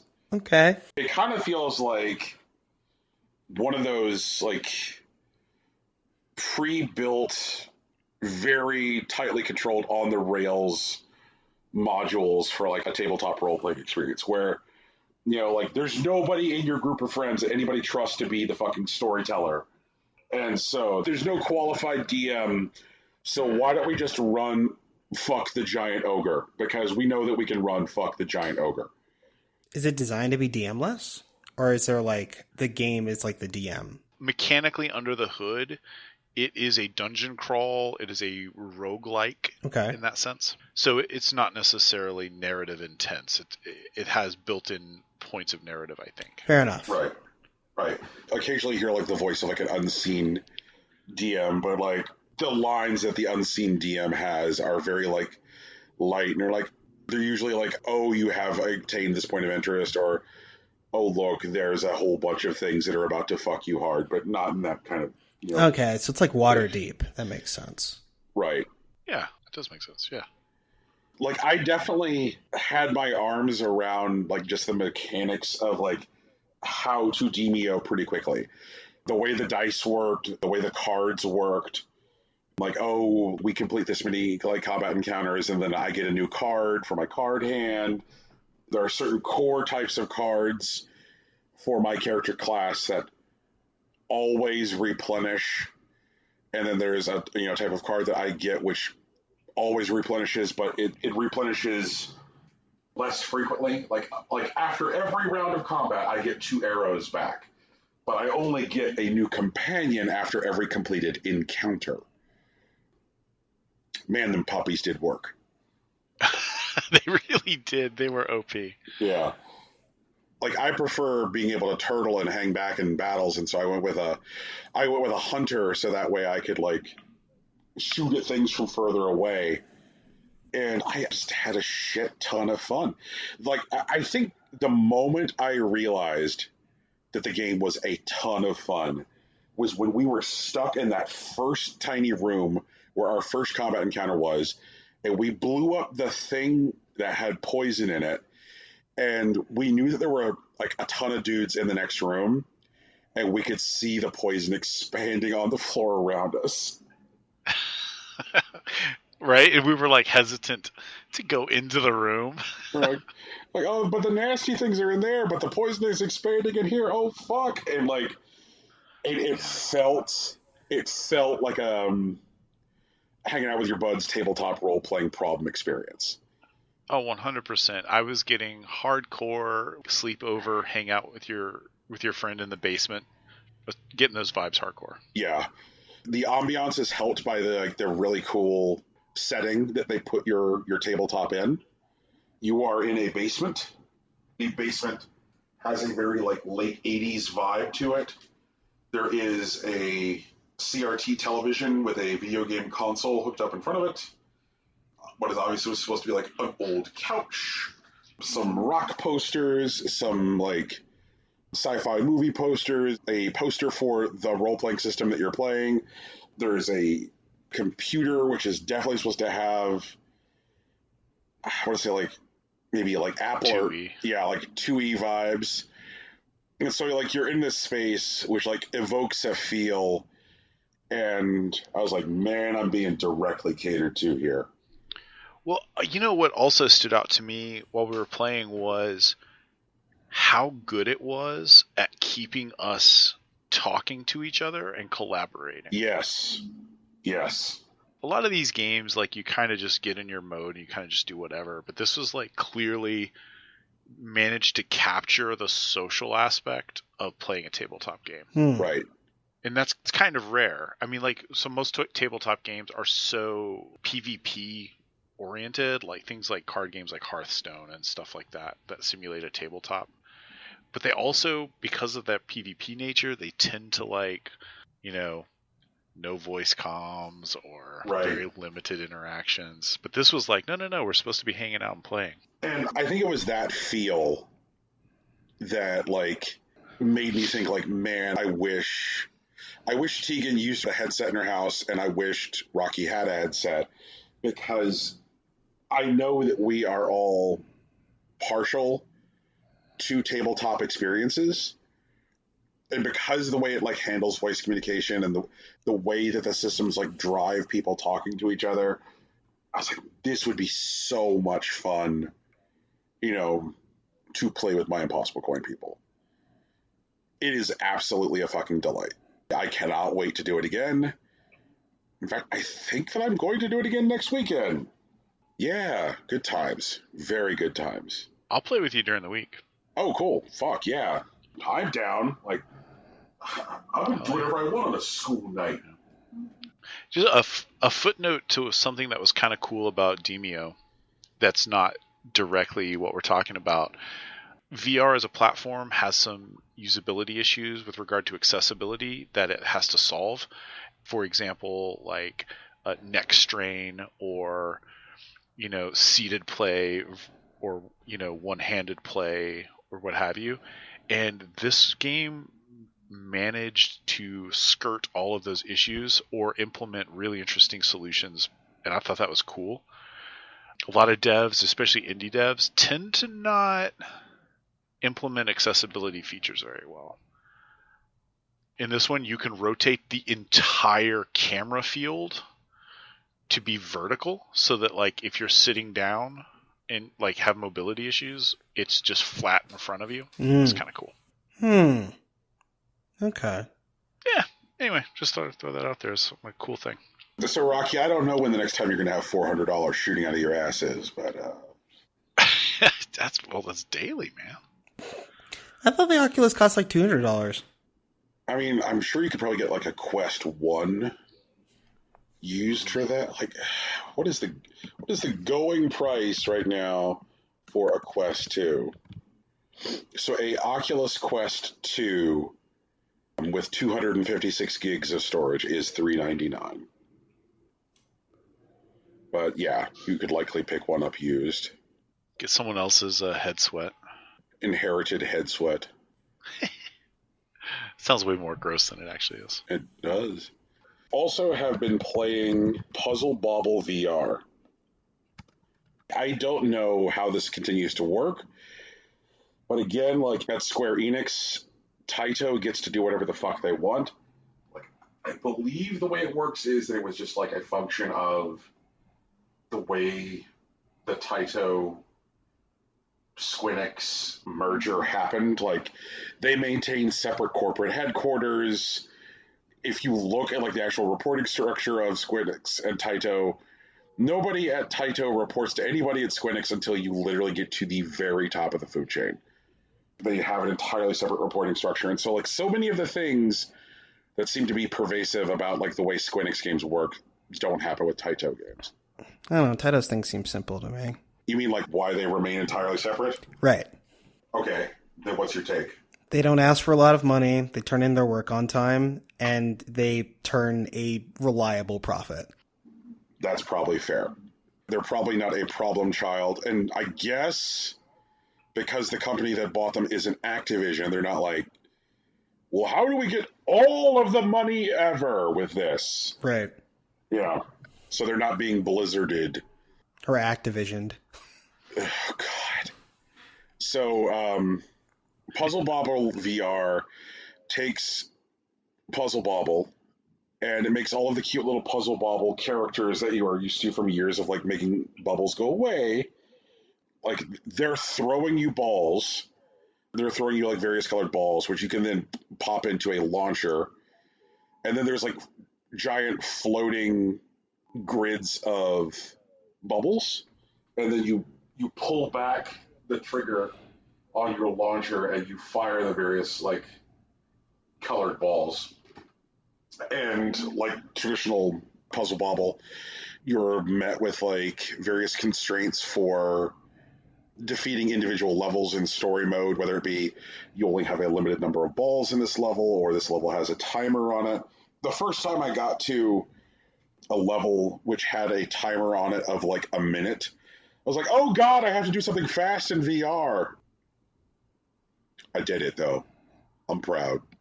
Nice. Yeah. I was fast at VR, Dad. So far, it's been very, very fun. There is like a quality to the sound effects and some of the button look, which is still hitting what I would call that casino feel that I was just like intimating earlier was happening with like Rocky's Final Fantasy 14, or I'd be like, I'm being casinoed when I would like destroy like a lot of bubbles at a time. There was like this like shimmery sound that would happen on top of it. I was like, man, this has got a slot machine feel to it. So when you get into a rhythm and you just start like pounding and like eliminating lots of like bubbles very, very fast, and you've got like the shimmery slot machine sound effect, and you have like your little like happy puzzle bobble animals like cheering you on and throwing you balls, it has a very addictive feel. It's a lot of fun. I've also been playing 2021's newest quasi-horny Firewatch game. What? Wasn't Firewatch already quasi-horny? Yes, right. And so, like, I feel like a spiritual successor to Firewatch also has to be quasi-horny. Right, but, like, is it less horny or more horny than Firewatch? I'd say that it's an equal amount of horny, which is, like, if we go back and we look at the evidence, if the court will look at the evidence, there was definitely some horniness going on under the hood in Firewatch. The court so acknowledges. Yes. So, But it was unrequited. Was it, though? No, they had phone sex in Firewatch. It was pretty, like, literally requited. No, I'm sorry. The phone sex in Firewatch was optional. Like, you could choose not to phone fuck. Sure. Wait, what did I miss, though? Holy shit!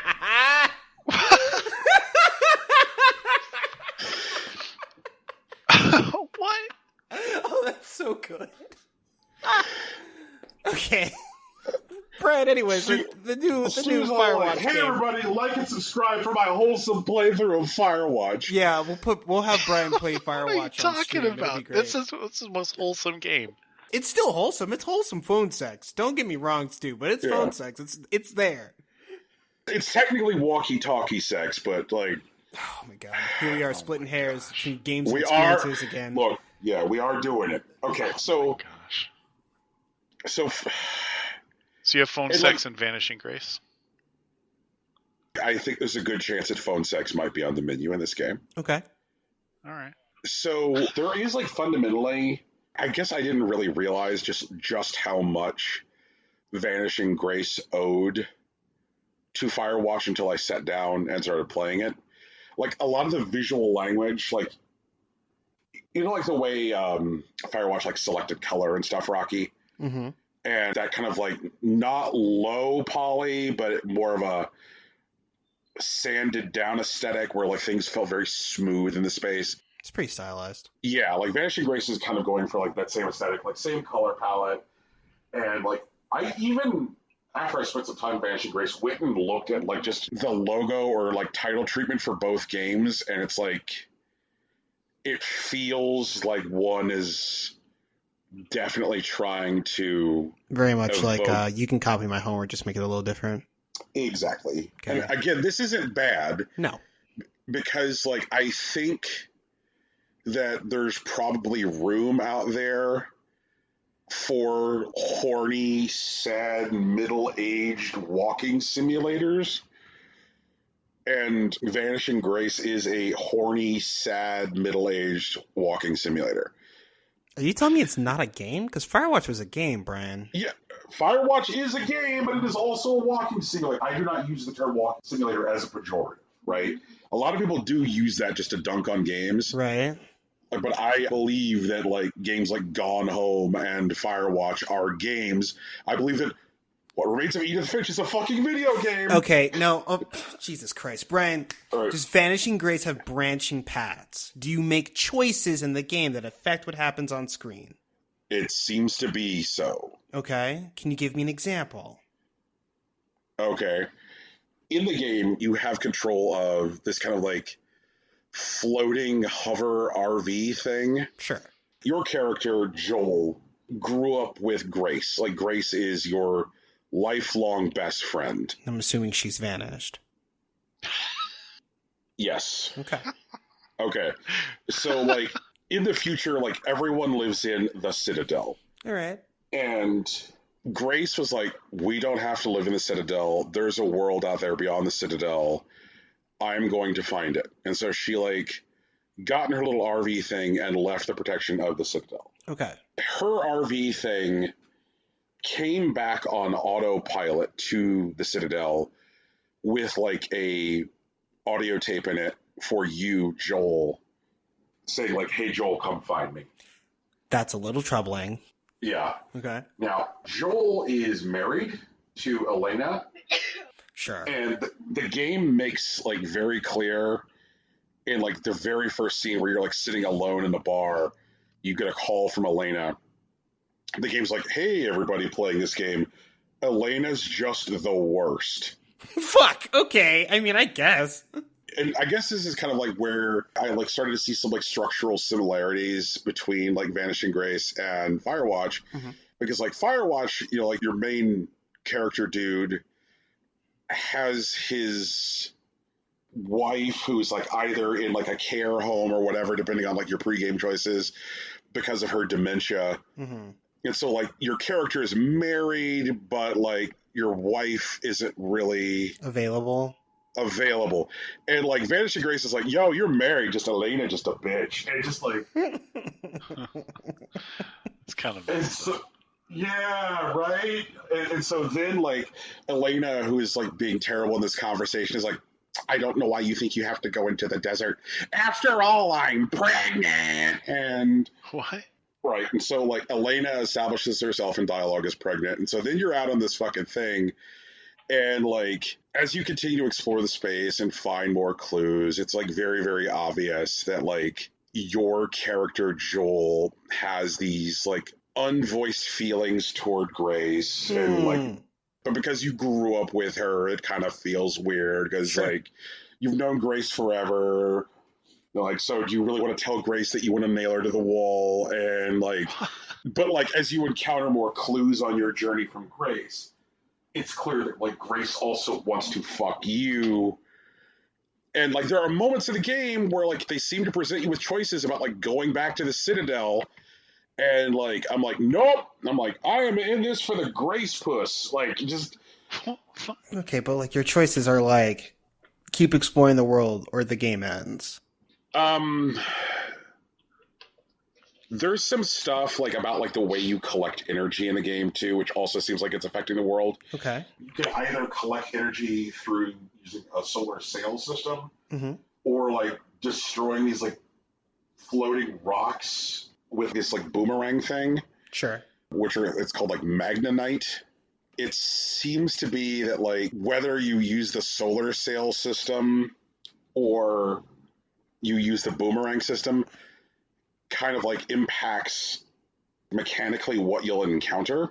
Okay, but I guess the implication of both is that you have, like, resource gathering, management, and maybe even base building. There's not really any base building because you stay on the RV thing? The flying RV of love. Sure. And if you're powering the RV through the magnetite, the RV has a higher top speed. But you have to periodically stop the RV in order to, like, use the boomerang to destroy more magnetite. But if you use the solar sail, you have a lower top speed, but you don't have to stop because you can just continuously power through the solar sail. Okay. And so, like, there are definitely things I have encountered where it's like, oh, like, I got here later because I was using the solar sail. Okay. Now, this could be the game fooling me with trickery. Like, video games have done that before. And, like, sure, you know, like, regardless of, like, if I had been using the magnetite or the solar sail, like, I would have been there too late. But, like... It requires extended testing. Right. But right now it is definitely creating the impression that, like, the way I'm choosing to power my craft is impacting the narrative. The game also, because this is a hipster video game, has a in-game Polaroid camera.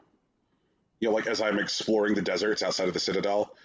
And so, like, I can pick up my Polaroid in VR and I can take pictures, and then it saves the pictures to the in-game capture section of my Oculus for convenience of sharing. So that kind of reminds me of like Alba, a wildlife adventure.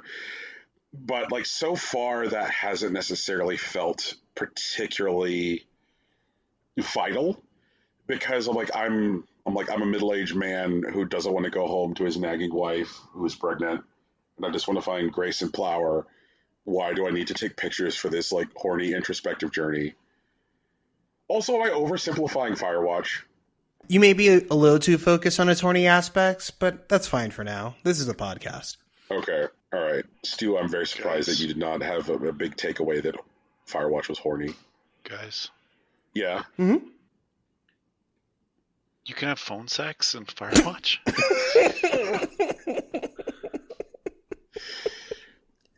Well, yeah, Stu, it's the best video game of all time. Well, you can dial it back a bit, but yeah, you can have phone sex in fucking Firewatch, man. Like, okay, Brian, do we have to talk about dear Evan Hansen, whatever? Like, I will be quick. Okay, quick. What the fuck is Dear Evan Hansen? I don't know, some sad white boy. Who cares? I hate to be one of those people who I guess didn't know what Dear Evan Hansen was about until this week. So let me get this straight. This 35-year-old is in high school. He's got a cast. And some other kid kills himself. And now he's like making up a whole life with the dead kid? What the fuck is this movie? So I guess people who like musicals, can you please explain to me why this is even remotely attractive? Please send your mail to me. Maybe the music's good. Who knows, man? It just seems like the whole story is so weird and off-putting. I mean, so was like, what was that? What was that movie called? Damn it! It's cybernetic dystopian future where there's a man who like repossesses like cyborg parts. Upgrade? No, fuck. I think it was called. I could have sworn it was actually called like Repo Man or something. Okay, so there was a Repo Man, the genetic opera.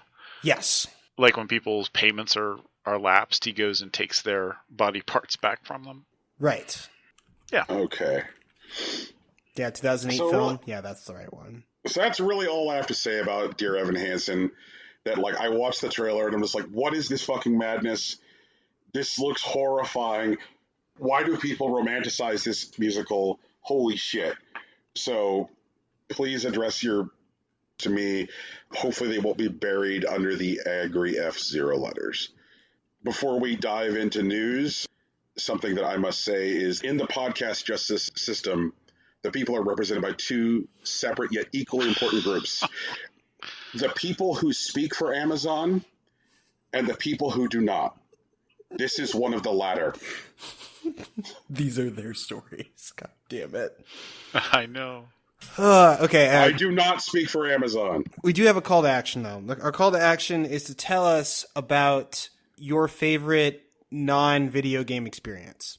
Just hit us up on social media, Facebook, Instagram, Twitter, Tumblr. I guess if you can send us Patreon mail, that's also cool. But once again, not SoundCloud because fuck SoundCloud.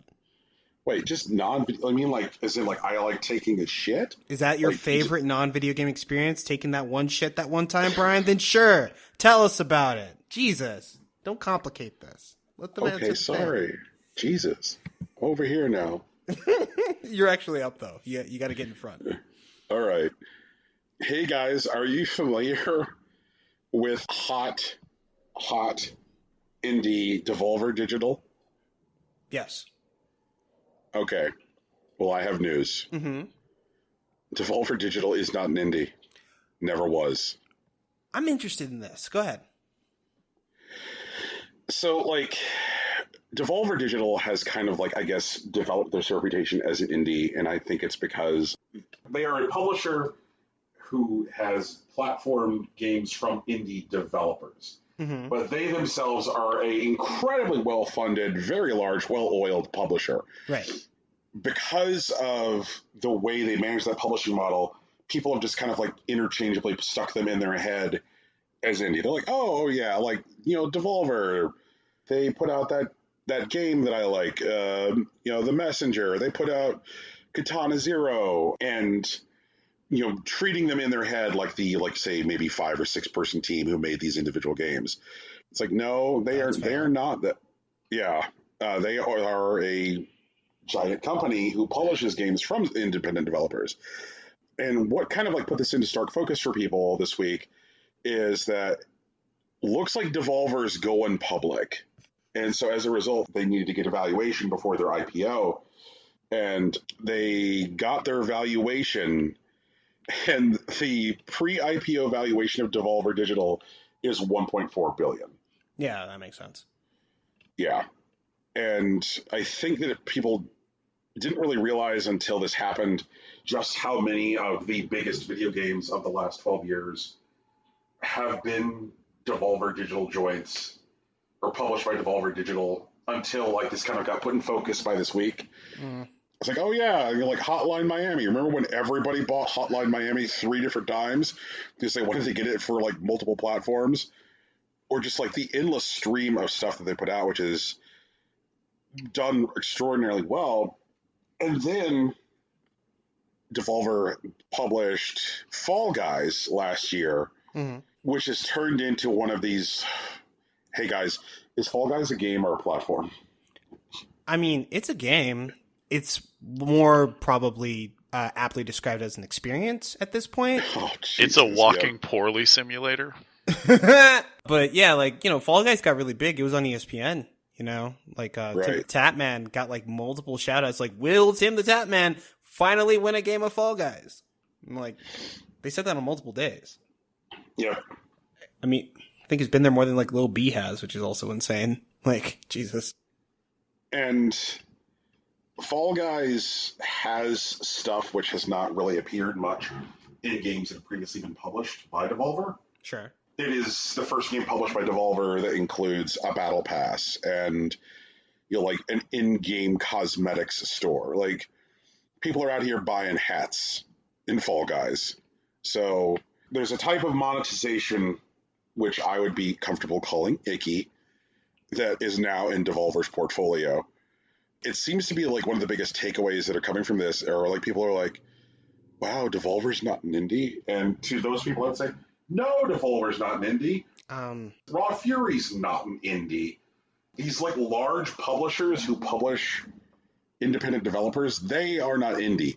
The developers who they do not own that they publish are indie, but the publishing houses are not. Yeah. Okay, but so Brian, your note here, like the headline for this, please stop calling Devolver Digital indie. Mm-hmm. What should we call them?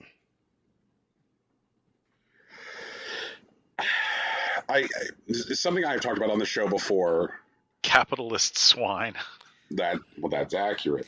I mean, sure, but like so is like Square Enix and whatnot, but we don't refer to them that way. Like, I guess what I'm saying is that like Devolver Digital puts out indie developed games. They talk to indie developers.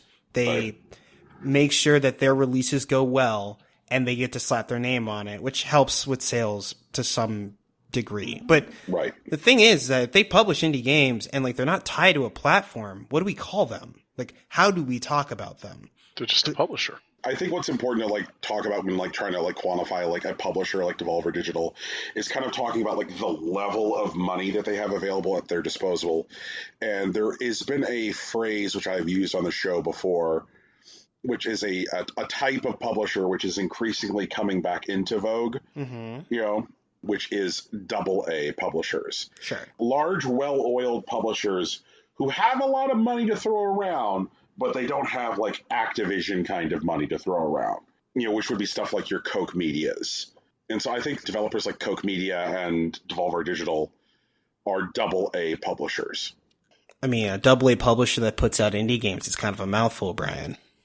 It is, but like, think about this. Like, so if you have 9 figures worth of money that you can throw around, right? Like if you have like that kind of working capital, then think about like the way that money spins in different spaces.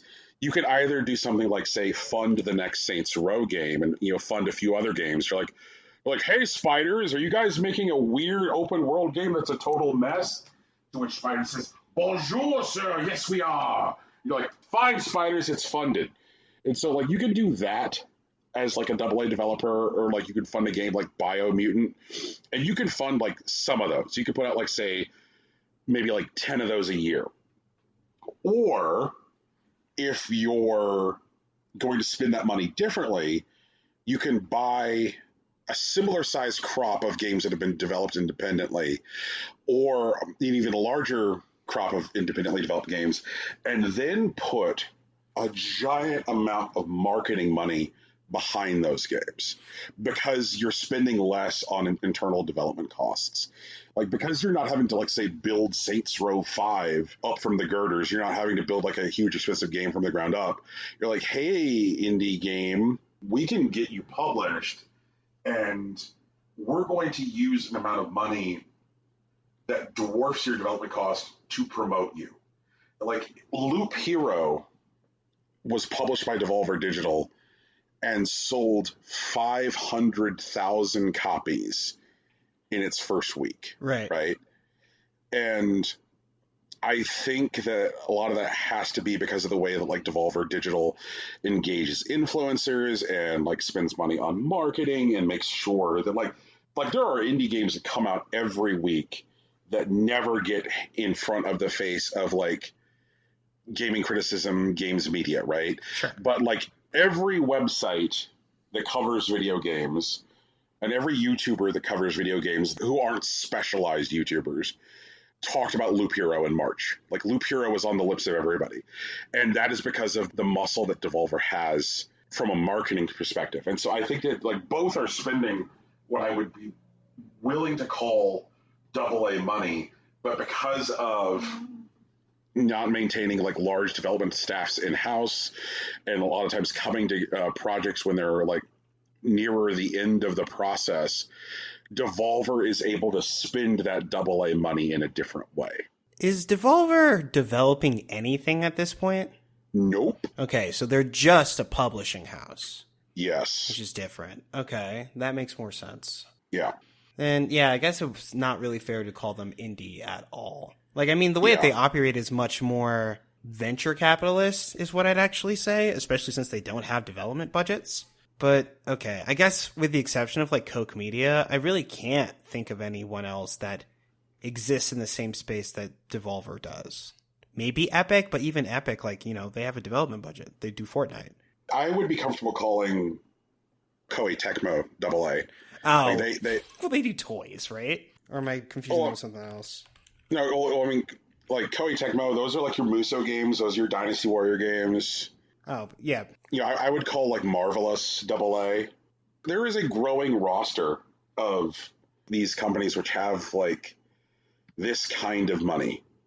You know, like, I remember, like, during the PS2 GameCube era, there were, like, shit tons of them. Like, you would walk into a video game store and, like, there were, like, games left and right from these developers who weren't huge, but they weren't tiny either. And that was how you could get stuff like Majesco making Blood Rain. Okay, I understand that indie has been used as a shorthand for, like, anything that's not AAA.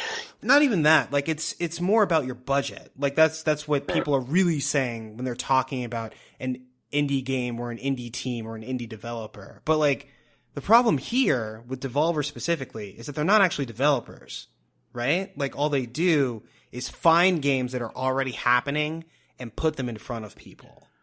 Well, I think part of the problem that people have with this is that there's no real cultural understanding of the difference between the publisher and the developer. Like, sure. Obviously, if you say, oh, the publisher and developer, people kind of know what they're talking about. But a lot of times they don't know who is a publisher and who is a developer. Right. And there's no meaningful distinction between a studio, like a little studio, like maybe somebody like me, like a 1-man or 2-man team, making a game and then self-publishing on Steam or Itch, versus a really large studio that is vertically integrated and has their own publishing wing. And so, like, then you come to things where it's like they break out their portfolio into studios, they acquire studios. So you end up with things like EA, where it's like EA is basically at this point just a publisher, but they have so many studios in their portfolio, they're almost a holding company. Right. Yeah. And so, like, when people see that and then they're asked to sort of, like, discuss these other things, I think that gets in the way for people. No, that makes sense because it complicates a process that is otherwise simple. Like with EA, sure, they make like single player experiences, but if I know them as like the Madden people and I'm not paying EA directly, I don't have to go through, unless I have like Origin for some reason, I guess. I go to a GameStop, a Best Buy, a Target, and I buy Madden every year. And they say EA games at the beginning, so that's what I know is EA. Yeah, and I think at least it used to be that EA Sports was a separate held studio. Right, it was a spinoff of like EA. Yeah. So when I worked for EA, I technically worked for EA.com, and then I worked for Maxis. And so I would see EA everywhere, even at work, but it was still this sort of like isolated notion. And I think it serves the publisher too. Like the publishers want you to think, like Devolver Digital wants you to think that they are the go-to for all these games. Right? Because... like they want you to think that they did all this work so that you keep coming to them, so that they keep generating groundswell, so they keep getting investment and being able to slide that investment funds to other studios. Almost all of this serves fundraising for, publishers.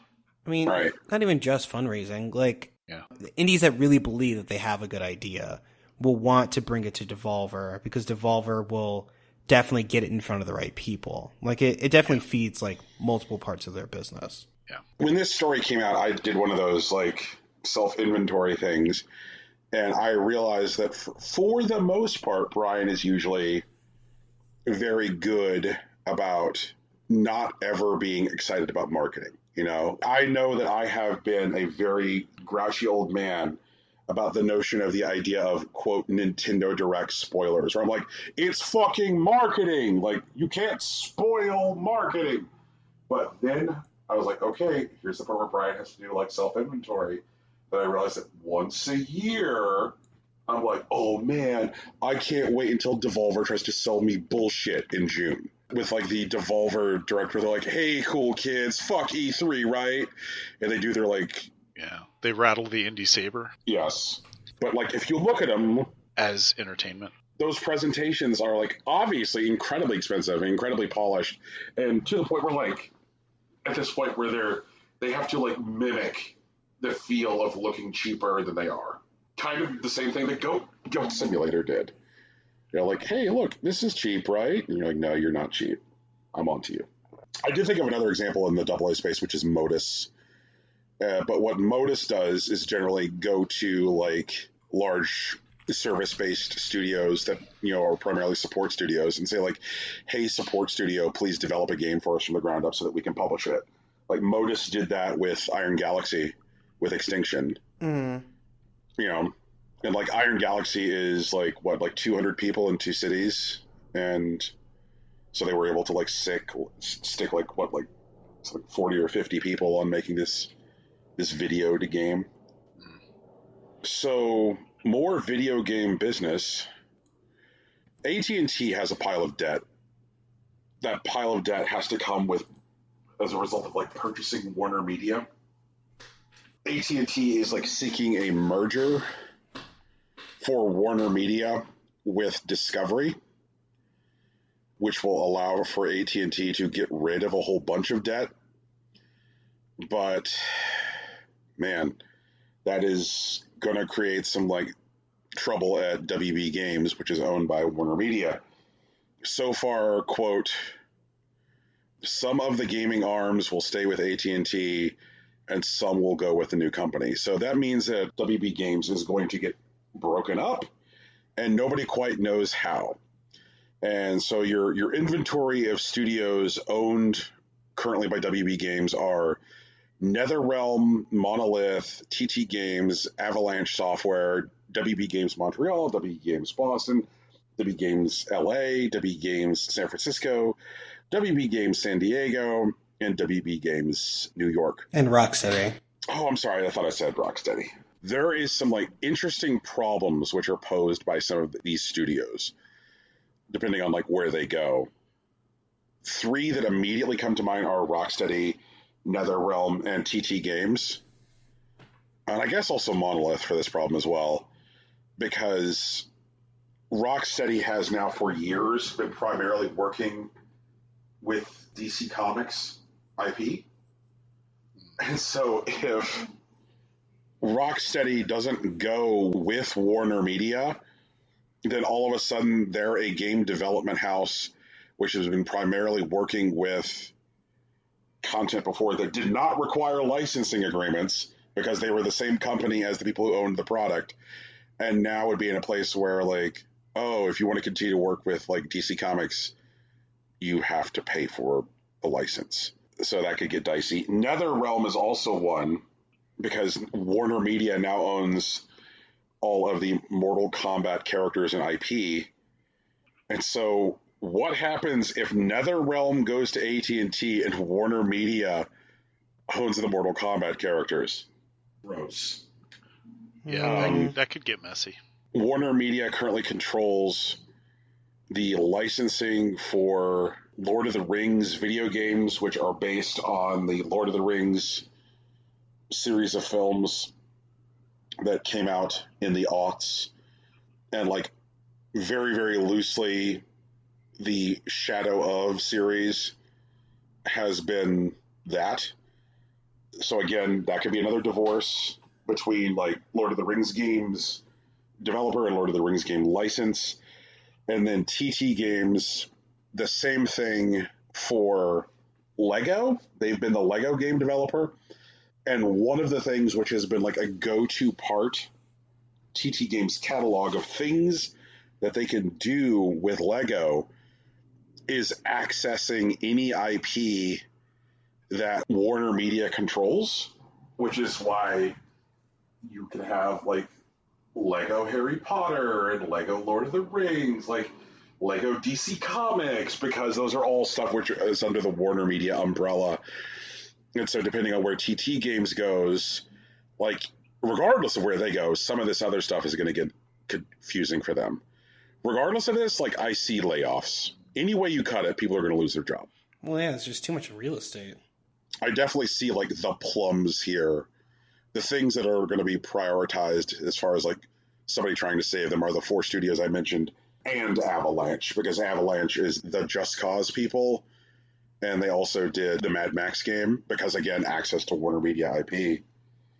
So I don't know. I mean, I feel like at least half of these, like, WB Games, like, offices should just be closed. Like, just, like, having, like, offices in, like, San Francisco and New York, let alone for game development, sounds awful. That sounds like it's way too much money. I don't want to deal with it.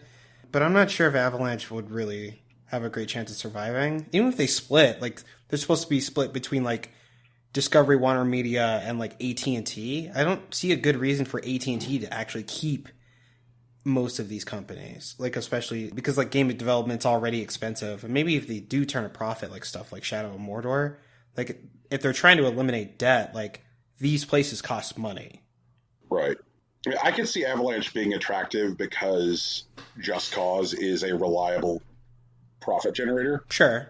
And I guess something else which is, like, I think pretty obviously on the table, but, you know, like, isn't part of the story at this stage, is that what do you bet that after Warner Media, you know, Warner Media Discovery takes whatever studios they're going to take in the deal, that after that AT&T tries to, like, independently sell off whatever studios they've kept? Yeah. If there's IP associated with it, which is valuable. Well, I mean, at this point, it's probably also, like, technology. Right. Because, I mean, like, Microsoft wants the Nemesis system. Like, yeah. There's no way they don't. Part of what prompted this whole WB Games deal is that, you know, Microsoft looked into buying them, at which point they're like, oh, wow, this is worth something. Maybe we should try and, like, find a big deal for it. Right. You know, enter Discovery. But I could see somebody like Koch Media, like, buying, like, just Avalanche on, like, the... I can believe that. Yeah. I do not think that all of these studios will end up with just these 2 companies. Some shit is going to get sold off. Yeah, sure. I mean, AT&T needs money, and they are very good at losing it. Yes, they are. Speaking of large companies that are convinced that they know how things work in this world, Netflix is looking to do a video to game. I do hate that I have to pay attention to these kinds of stories because they have enough money to actually make a huge mess. But whatever. Right. So apparently Netflix is approaching various like senior level executives in the industry with experience to lead their interactive experience division. This wouldn't be the first time that Netflix has tried to fuck with video games. Netflix published a game last year called Dark Tactics. I'm sorry, no. It was based on Dark Tactics. Based on Dark Tactics. It did not review well, did not sell well. In 2019, they released a video game for PS4 and Xbox and Switch, which was based on Season 3 of Stranger Things. Right. Same thing. It did not review well. Currently, they have like a cross-promotion going on with the 7 Deadly Sins video game on mobile. And like 7 Deadly Sins is like in the United States, and actually for most global markets, a Netflix IP. But like right now, like the 7 Deadly Sins video game is like, hey everybody, 7 Deadly Sins cross Stranger Things. Like, I mean, but all they have to do is like loan out the IP. Like they did the same thing with Kill la Kill. They've done it with like even like Guilty Gear, King of Fighters. Like it's not really hands-on, I guess. Of course, like Netflix isn't being any kind of transparent about like what their plans are. Why do they want video game executives? They poached an exec from Activision Blizzard, which caused Activision Blizzard to sue Netflix. And right now, like their strategy is like very much like to be determined. Like even people who are like internal leakers are like, yeah, like Netflix knows that they want to do something with video games, they just don't know what, so they're staffing up. That makes some sense. Like I am very eager to hear what y'all think about like Netflix throwing a bunch of money and manpower at video games. I mean, I'm not really convinced that that's exactly what's happening right now, but they know that video games are interesting and potentially lucrative, which makes sense because, you know, video games have outpaced movies and music as like entertainment experiences for the past couple years now. Yeah. They know that video games are a big deal and they want to get in, and they definitely have the money necessary to do something, but you know, they need ideas, they need plans. And like at the moment, since they don't seem to be doing anything except for like gathering the people necessary to do something, it's a non-issue currently. I think that like one of the things that makes this a challenge for people to try and like make heads or tails of is that sort of like how we were talking with Devolver Digital, you know, a lot of people don't really fully understand what Netflix is. They either think of it as a platform or as a content creator of some kind. And neither of those really do the entire picture justice. It is a platform, like a distribution platform, but it's also a publisher. Right. And it has, you know, production studio, so it does develop content. But for the most part, it just throws money at other studios that develop things and then licenses their name on it. Right. So when I hear people talking about it, they're either thinking in terms of like branded IP that they are themselves not developing or publishing, but they are owner of the IP, so they kind of like throw money at the studio. Or they think of them in terms of the platform and they start to worry about like, oh, are they going to be, is this another Stadia? Is this another Luna or whatever? And all those are valid because we really have no idea.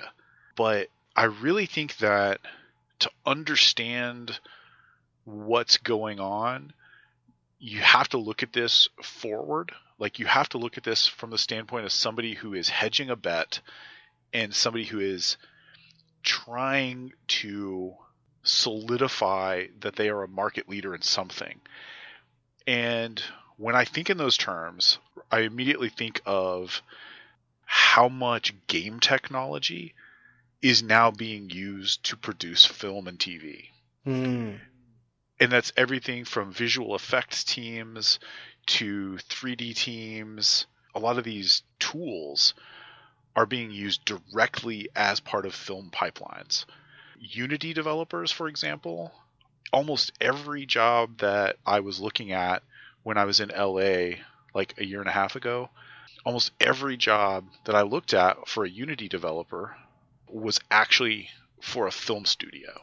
And they were doing different things with it, of course, but that's everything from motion capture to like, actually using the engine to render things, animation. It's really broad. But once you realize that, you realize how much game development talent is flooding the film market, that how much of that talent is like then feeding the creative engine of it. And it's like VR is a huge growth there too. And like, I know I sort of rattle that saber all the time, but there's a reason. Like if you look at things like Sundance, they have had a VR category for the last 5 years. And like a lot of people don't think of that, but the reality is that entertainment is shifting to interactive mediums. I know that like because of the brain space that we're all in here, we sort of think in terms of like Stranger Things branded, games, like 2D games, side scrollers or whatever. But the reality is they are building games. They are releasing games. Bandersnatch was leveraging both interactive fiction tech. Like they specifically prototyped it with, I think, Twine or something. Mm-hmm. And full motion video game technology. You marry those together and you could just dump it on Netflix's platform as is. So like it's entirely possible that a lot of this is not necessarily about making something new for like a platform or the production thing. It could just be about analyzing how to shift into a more interactive space. I mean, while I would generally prefer, at least at this current moment, that like Netflix like tries to be like a publisher and tries to identify IP and just like stick with that, I'm not entirely convinced that they aren't priming themselves for like a takeover of like visual novels like paired with full motion video. Right. Well, I think Bandersnatch was their first test and it was successful. I like the Unbreakable Kimmy Schmidt one a little bit more, but I get what you're saying. Yeah. Obviously, this is all sort of speculation at this point, but I think it's reasonable. Even the technology involved is just used in making documentaries, which motivates a huge number of eyeballs for Netflix, the documentary space. So I think that like when you look at them and you understand the industry that they're in is not actually film and TV, it is actually the attention economy.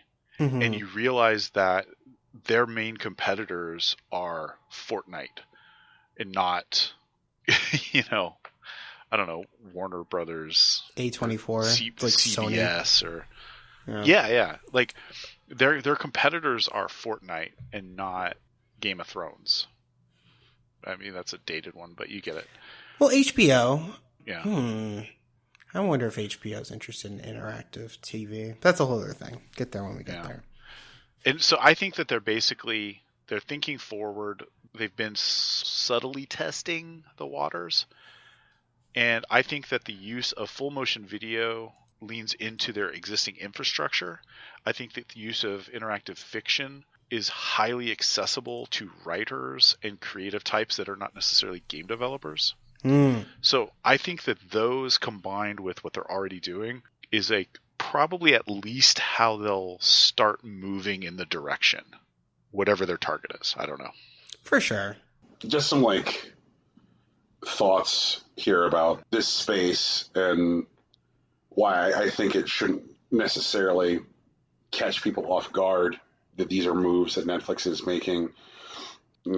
Just a reminder to everyone that last month at the Academy Awards, employees of Facebook and Electronic Arts sauntered on stage to accept a fucking Oscar because the Oscar for Best Documentary Short Film was won by a film called Colette.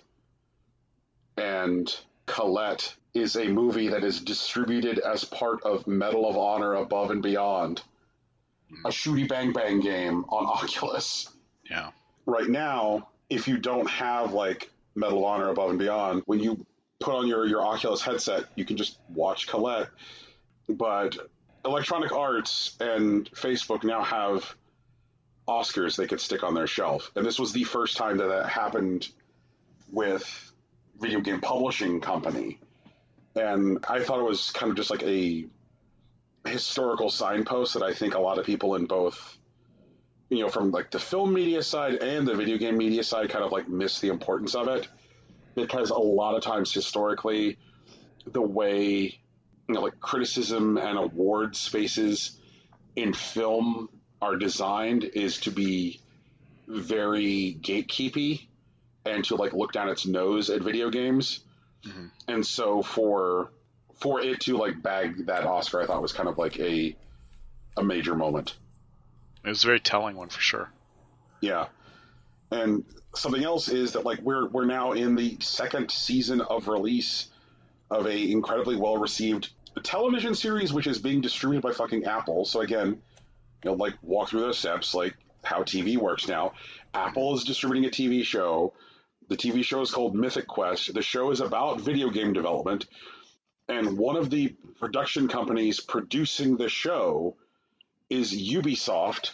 And Ubisoft is using internal development pipelines to create the video game assety stuff in the show. So like when you see video game stuff happening in the show, it's just being developed internally at Ubisoft. That's wild. Yeah. This has kind of always been the path of things. Is like, are you guys familiar with an old, like, sort of it's like a short film called The Red Balloon? Yes. Like, it's old. And it's, it was one of, if not the first short film to win a Best Picture Oscar. And that is huge in general. But the guy responsible for that, who did that, also invented Risk. So the creative space that things excel, that these industries sort of excel through, the creative space, I think, is actually a shared space. So the more I'm thinking about it, the more I'm not surprised that these people are ending up on the same stage or that they're collaborating behind the scenes more. Right. And the last one is just like purely from like a interface user experience kind of perspective, which is that there's a thing that Netflix has normalized as part of the user experience for people who are right now ostensibly watching non-interactive content, but cribs from the expectations of users who play interactive entertainment, which is the skip intro button, right?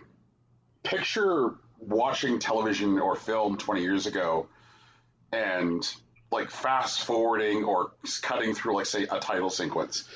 Like the idea that like you would fast forward through commercials if you take something off of television was like universally understood. But like, my God, like fast forward through the intro. What the fuck are you talking about? I'll miss my Nerf herder. Yeah. And like, no, I've got like that ship is not going to go to Strange New Worlds if I don't watch this shit. And so like there is this like thing that came out of a certain generation of interactive experience users like sitting down to watch television, and a lot of them like holding game controllers in their hand to do it because they're using like game consoles as their like primary media devices. I do. Yeah, so if you're like sitting there like holding an Xbox controller, like the skip intro button feels like a natural extension of the experience. Yeah. My Xbox is my most expensive Netflix player. Yeah, same. Oh, Rocky, do you want to activate my minefield? Yeah, sure, man. Brian gave his warning earlier, so he doesn't have to do it now. But today we're going to talk a little bit about Twitch. First, we're going to talk about a streamer, one that I don't particularly care for. But Caitlin Amarat-Siragusa is one of the most popular female streamers on Twitch. And now she can't make money off of ads on her channel anymore. Apparently, sometime around May 7th, her channel was demonetized so that she can no longer run ads on her channel. They don't run automatically, and she can't trigger them manually either. A quote from her reads, "Yesterday I was informed that Twitch has indefinitely suspended advertising on my channel. Twitch didn't reach out in any way whatsoever. I had to initiate the conversation after noticing, without any prior warning, all the ads revenue had disappeared from my channel analytics. Now, there are a couple of things that have been going on with Twitch. Earlier this year, a cybersecurity researcher discovered that Twitch is experimenting with something called a brand safety score that would make sure that ads are appropriately matched to the right communities on Twitch. However, the act of demonetizing a channel, especially without warning, isn't a thing that's happened before. And there isn't a communicated guideline for any of this in Twitch's rules, according to Amaranth. She goes on to say that the issue isn't Twitch removing ads. It's them doing so without any clarification of what their guidelines are. I mean, we saw this coming. Amaranth is one of those hot tub streamers. Everyone expected it. No one expected it without communication, though, just like a stealth renewal. This past week, or I guess the week before, given when this will actually show up, Twitch put out a blog post stating that they created a new category called pools, hot tubs, and beaches.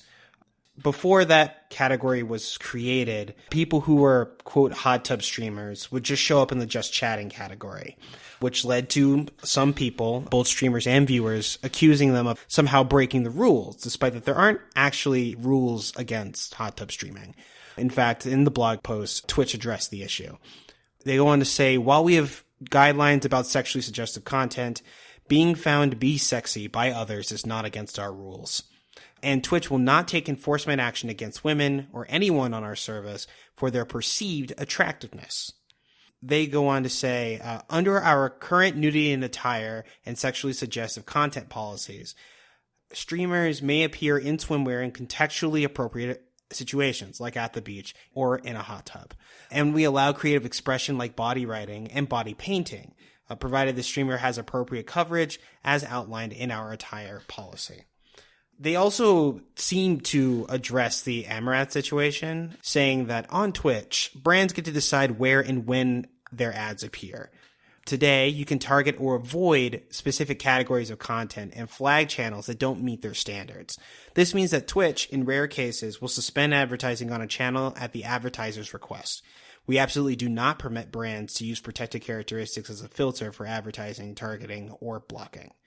To remedy this and other issues, Twitch has said that they are working to develop more robust tools for advertisers and viewers to enable them to control their experiences on our service. They're also working out how to communicate to streamers what exactly brand safe means, but the functionality, meaning, the pools, hot tubs, and beaches category is where they're at currently, but they're working on it, so they say. I know there was an issue not too long ago with people targeting streamers with political ads that their viewer base would actively disagree with, and in an attempt to force them to demonetize themselves. Right. So I wonder if this is also coming out of that. I mean, if it is true that advertisers are what ultimately flagged Amaranth and, Twitch decided to respond to their concerns, in those scenarios, what would need to happen is that the advertisers would have to select into categories like these people that would be like counter-political. And maybe that's something that they could do, but I don't know what kind of strings would need to be pulled for that to happen, and if that would happen at the behest of, say, the internet. Yeah. I think the reality is that most of these systems have generally reasonable concepts underpinning them, and then they try to automate them, and really that just is a force multiplier for all your corporate biases, whatever you have going on culturally. Yeah, I wouldn't even be remotely surprised if what happened to Amaranth, her sudden demonetization was actually something that was automated, but then when she brought it up, instead of saying we're going to course correct this thing, actually this is closer to what we want, but we know this isn't cool. And so they eventually ended up with this blog post. I buy that. I'm going to use a word which is probably going to get someone's going to laugh at me. Okay. This neo-puritanical bullshit. That's a word I haven't heard in a while. I agree, though. I agree with you. A lot of this stuff that was going on, over the last couple of weeks with and the hot tub streamer crisis of 2021 was going on at the same time that eBay said, like, hey, everybody, eBay is removing all adult products. You can't. You can't anymore on eBay. And a lot of the conversation around that in financial circles has been about how eBay is trying to make themselves more attractive for buyout. Sure. That one of the best ways that they can make themselves look more attractive to like a large buyer like Alibaba is to get rid of the adult stuff. And there are these like weird edge case exceptions which are built into like eBay's new policy, which are like no adult products whatsoever except vintage copies of Playboy, Penthouse, and Wii magazine. Like Wii is in like the French Wii, right? Right. Okay. Yeah. Nintendo fans, I tell you. I'm gonna do that with that shaky controller. But and it just seems like so often when this neo-puritanical bullshit happens that like what it's actually doing is reinforcing systems that favor cis straight men. And I mean, doesn't Ninja have enough money? look, he may have enough money, but not enough sandwiches, apparently. Man, fuck Ninja. Yeah, that guy sucks. But when eBay like sets forth a policy like this and is like, oh, okay, nothing which is adult except for like these explicit except like you could sell your dad's old Playboys here, but you know, God forbid you have just it makes me break down, guys. Like the engine is breaking down on the car. And this Twitch thing, this like hot tub streaming thing, I went and I read the blog post that Twitch published the day before, what's it called? Hot tub beaches and... Pools, hot tubs, and beaches. Pools, hot tubs, and beaches went live. Mm-hmm. And they were like talking about like contextual appropriateness of wardrobe. They're like in a pools, hot tubs, and beaches stream, if outfits are contextually appropriate, and I'm just sitting here thinking, I'm like, so what you're telling me is that if a streamer just wants to sit there and play a fucking video game in front of their like TV in a bikini, that is not contextually appropriate. Well, yeah, but like that's not like news. That's been that way for like the better part of a decade. That was back when like Casey Tron showing cleavage while playing League of Legends was considered a loophole because like bikini streamers were already out. I'm so tired of guys being angry that they're horny. These people who were like going and like making a stink on Twitter and like complaining to Twitch, who were like, it's fucked up. Amaranth gets me going. And it's like, loser, just don't fucking watch. Like, if you don't like it, don't fucking watch. Well, I mean, of course they like it. You know, it's a different thing. And that's their problem. They don't like that they like it. Yeah. And so they have to make sure it doesn't exist. And like, that is just such a garbage way for people to live their lives. Like, well, sure. Yeah. Ugh. Sounds terrible. Wouldn't let that happen to me, though. But in fact, I want to call out Rocky here for being good. Rocky, you said at the top of this segment that you don't particularly care for Amaranth. I don't, no. Right. Do you have bullet points? Because I'm making a point here. So give me your bullet points. Oh, why I don't care for Amaranth? Yes. While she is currently the victim in this particular story, she's had some antics on Twitch that come off as like gross, if not skanky. And like she's popular enough that she just like shows up if you're just browsing Twitch. And there are definitely like other things that she probably should have gotten in trouble for on Twitch because she actually broke community guidelines, and she's like getting punished for this, and that kind of sucks. But basically, like Amaranth, she's not my favorite person, but she's not far off from being like a menace, if I'm being honest. Okay, I'll buy that for $1. And like, I think that there are things that Amaranth does. I think that a lot of the people who are, and here's where I'm going to talk about a particular type of content, and I'm going to make a sweeping generalization Here we go. About people who consume a particular type of content.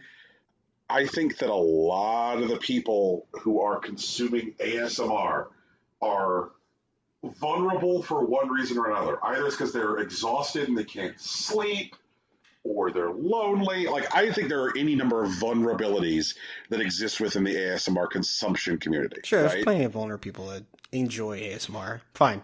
Yes.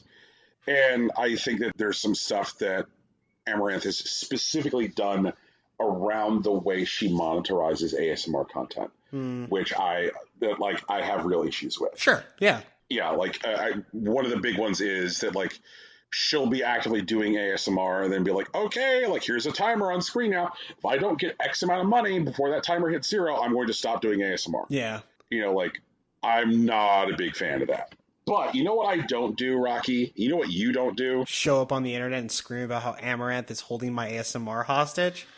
I certainly don't do that. I mean, I go when I consume. we will on the 26th. What's happening on the 26th? Is that not when this one's coming out? Oh, fuck. Yeah. Oh. Yeah, get wrecked, I guess. Jesus. But Amaranth is not holding my ASMR hostage. She's not holding my ASMR hostage. Like, she's not, because I am entirely capable, like a functioning person, to be like, you know what? This person is not providing what I'm looking for as a creator. I can go find a creator who is providing what I'm looking for. And this does not mean that I go out there and I grab my torch and I grab my pitchfork and I'm like, I don't want this creator to be able to create content for other people. Right. I have other things to do with my life, like Jesus. And that's where I really have issue with, like, a lot of these people who flipped the fuck out over the hot tub streams, because it's like, Jesus fucking Christ, like, if you resent your boner that much, please work on yourself.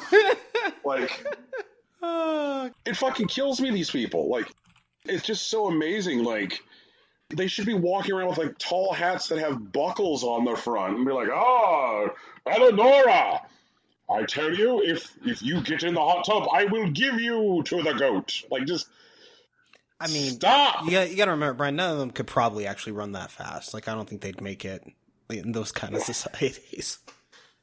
God, you're not wrong. You're not fucking wrong. I mean, like, hot tub streaming, like, I get, like, why viewers may have some beef with it.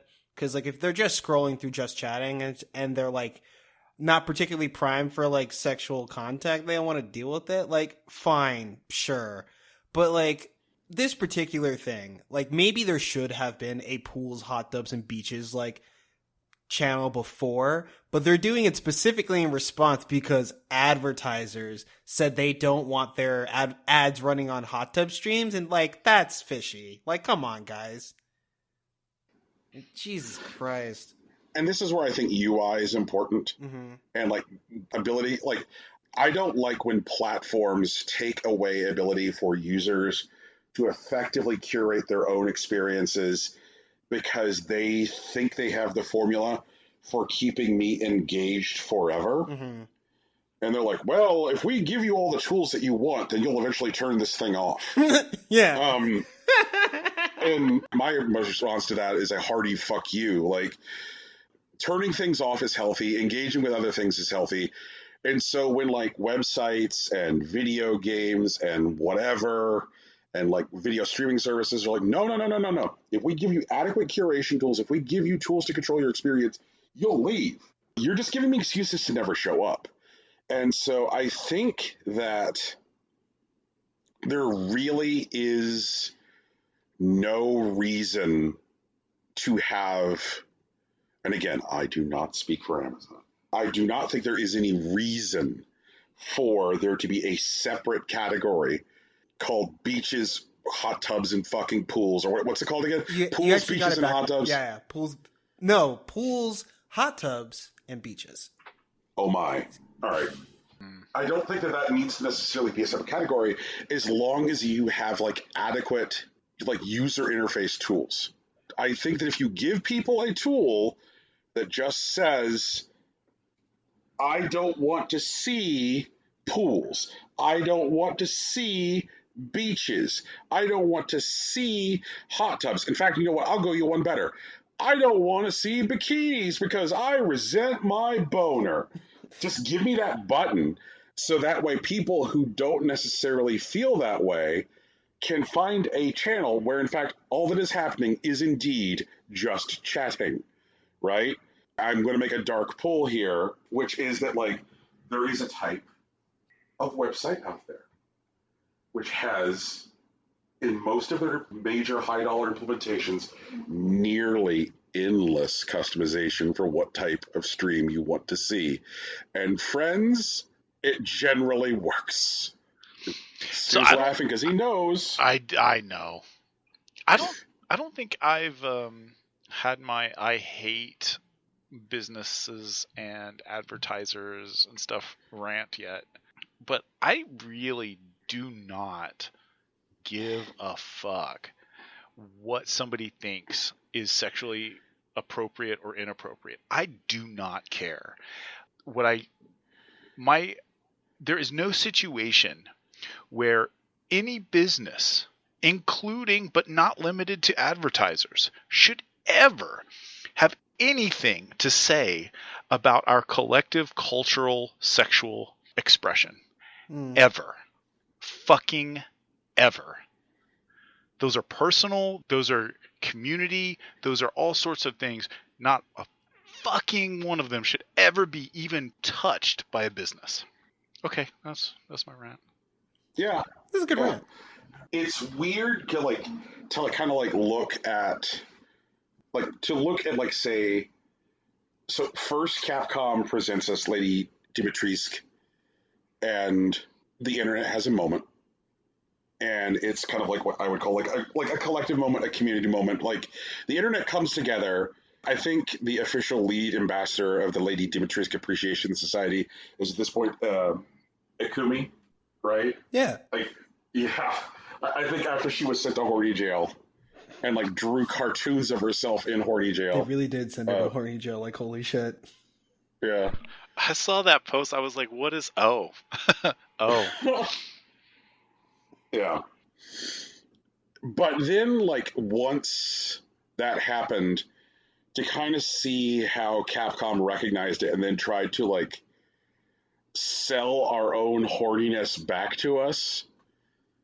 Once they saw, the way people were engaging with the character, they're like, oh, okay. And, my take on that was, no, you don't get to have that. You may have made this character in the first place, but this isn't yours. The reaction to this character, this as a shared cultural moment, doesn't belong to you. Don't try and sell my boner to me. And it's just, I just absolutely get frustrated by it. This fucking thing where these companies, if we want to back this out further from just sexual expression and what is or is not sexy and all that stuff is very personal. A lot of this has to do with companies just telling us how to feel about different stuff. And I think about how last April there were all of these fucking commercials which had noodling, sad, spare pianos and showing giant, desaturated images of empty cityscapes. And the ads all went like this. Do-do-do-do, do-do, do-do. In these trying times. In these trying times. In these trying times. In these trying times. Mega Corporation has stood beside you for 119 years. We're not going to abandon you in your time of need. God, this needs a trigger warning for me. Yeah. Well, we realize there's the COVID and you have significantly less money because you probably lost your job or something. But please remember to spend your remaining money with Megacorp. And, I just flipped my shit. Because, that was... It was really funny how there was 30 of them that were actually the same fucking commercial. Yep. And every one of these ads made sure to hit the same bullet points, how long the company had existed, telling us that they stood with us. They're we're with you. Yeah. Yeah. And it made me think about that scene in the fucking movie Falling Down, where Michael Douglas goes into the army surplus store and discovers it's run by a Nazi, and the Nazi's you and me, we're the same. Oh fuck, that's right. And I'm like, oh God, like it's just what it feels like. Absolutely, with these companies, in like various different ways, try and like claim that they're human, and like so often, this kind of behavior is like rooted in like, I guess, the idea that there is a corporate understanding of the human experience. And it's like, I tell you what, Activision, I'll give you $1,000. I'll put it in cash in an envelope. I will mail it to Activision, I'll give you $1,000 if you can get a boner. Wait, no, don't listen to him. Activision, you go into your corner, you know what you did, you just do whatever. Don't invite Activision to get a fucking boner, Brian. What's wrong with you? No, but Rocky, my point is that Activision can't get a boner. Okay, first of all, I personally believe that's fundamentally untrue. Like, fucking Activision's boner will level cities, bro. Like, Activision is incapable of getting a boner because Activision is not a person. I swear to God. Like, I don't... Stu, do you think Activision can get hard? I fucking hate Activision. I understand. No, but, okay, no. See, Stu, walk I'm so for mad. a second. Brian's asking the wrong question. Like, he's asking about your current understanding of Activision. I think they do a good job of fucking us all. Right. Like, I'm saying, if Activision showed up with a boner, would you be surprised, and would you know what to do about it? The answer to both of those questions for me, personally, Rocky Hardy, is no, and I don't want to deal with it. I'm not prepared. Boners as a service? Oh no. Cosmetic boners? Oh, God, I hate it here. It's got a little hat. So everyone, this has been our show. No. Is this a marshmallow? It's called Impossible Coin. We do it every Rocky, week. there is business that we have to do because it has been a month since we have thanked our patrons. Oh, shit, it is that week. Thank you, Tegan. Well, okay, we'll get to the Patreon. You can do the thing when I bring in the Patreon thing. But we're getting out of here. Okay. Everyone, this has been our show. It's called Impossible Coin. We do it every week. Tegan's not here. She's sick. Send her well wishes on Twitter or Tumblr. There's music at the beginning and end of this podcast. It's produced by our friend Big Sach. He's a very, very dear friend of the show. You could find his work on SoundCloud at soundcloud.com/BigSachNJ, or you can drop him a line on Twitter at Hillary_Swank. Our logo is also a t-shirt, and it was designed by Lauren Moran. You can follow her on Twitter at Lauren Moran and consider donating to her Patreon. And as you know, we have one of those too. We have a Patreon at patreon.com/ImpossibleCoinPodcast.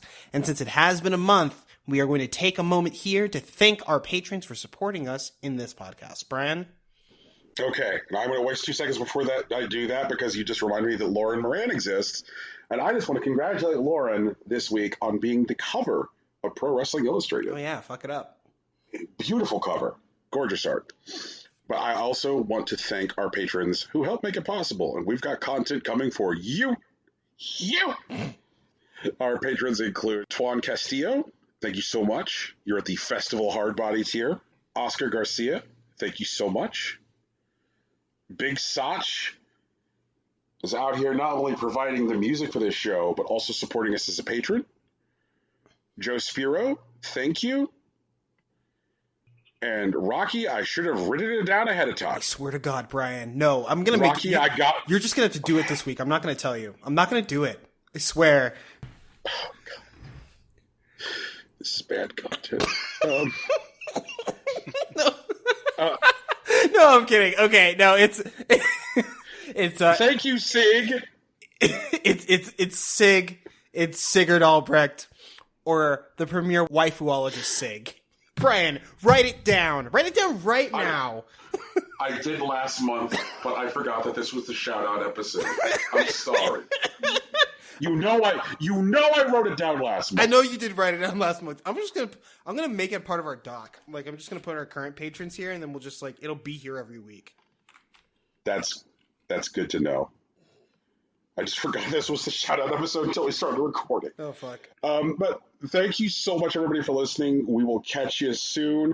I think we're about due for getting Sach back on, so I'll probably try and reach out to him. But thank you, everybody. Peace. Guys. What? Later. Phone sex and Firewatch. You would suck.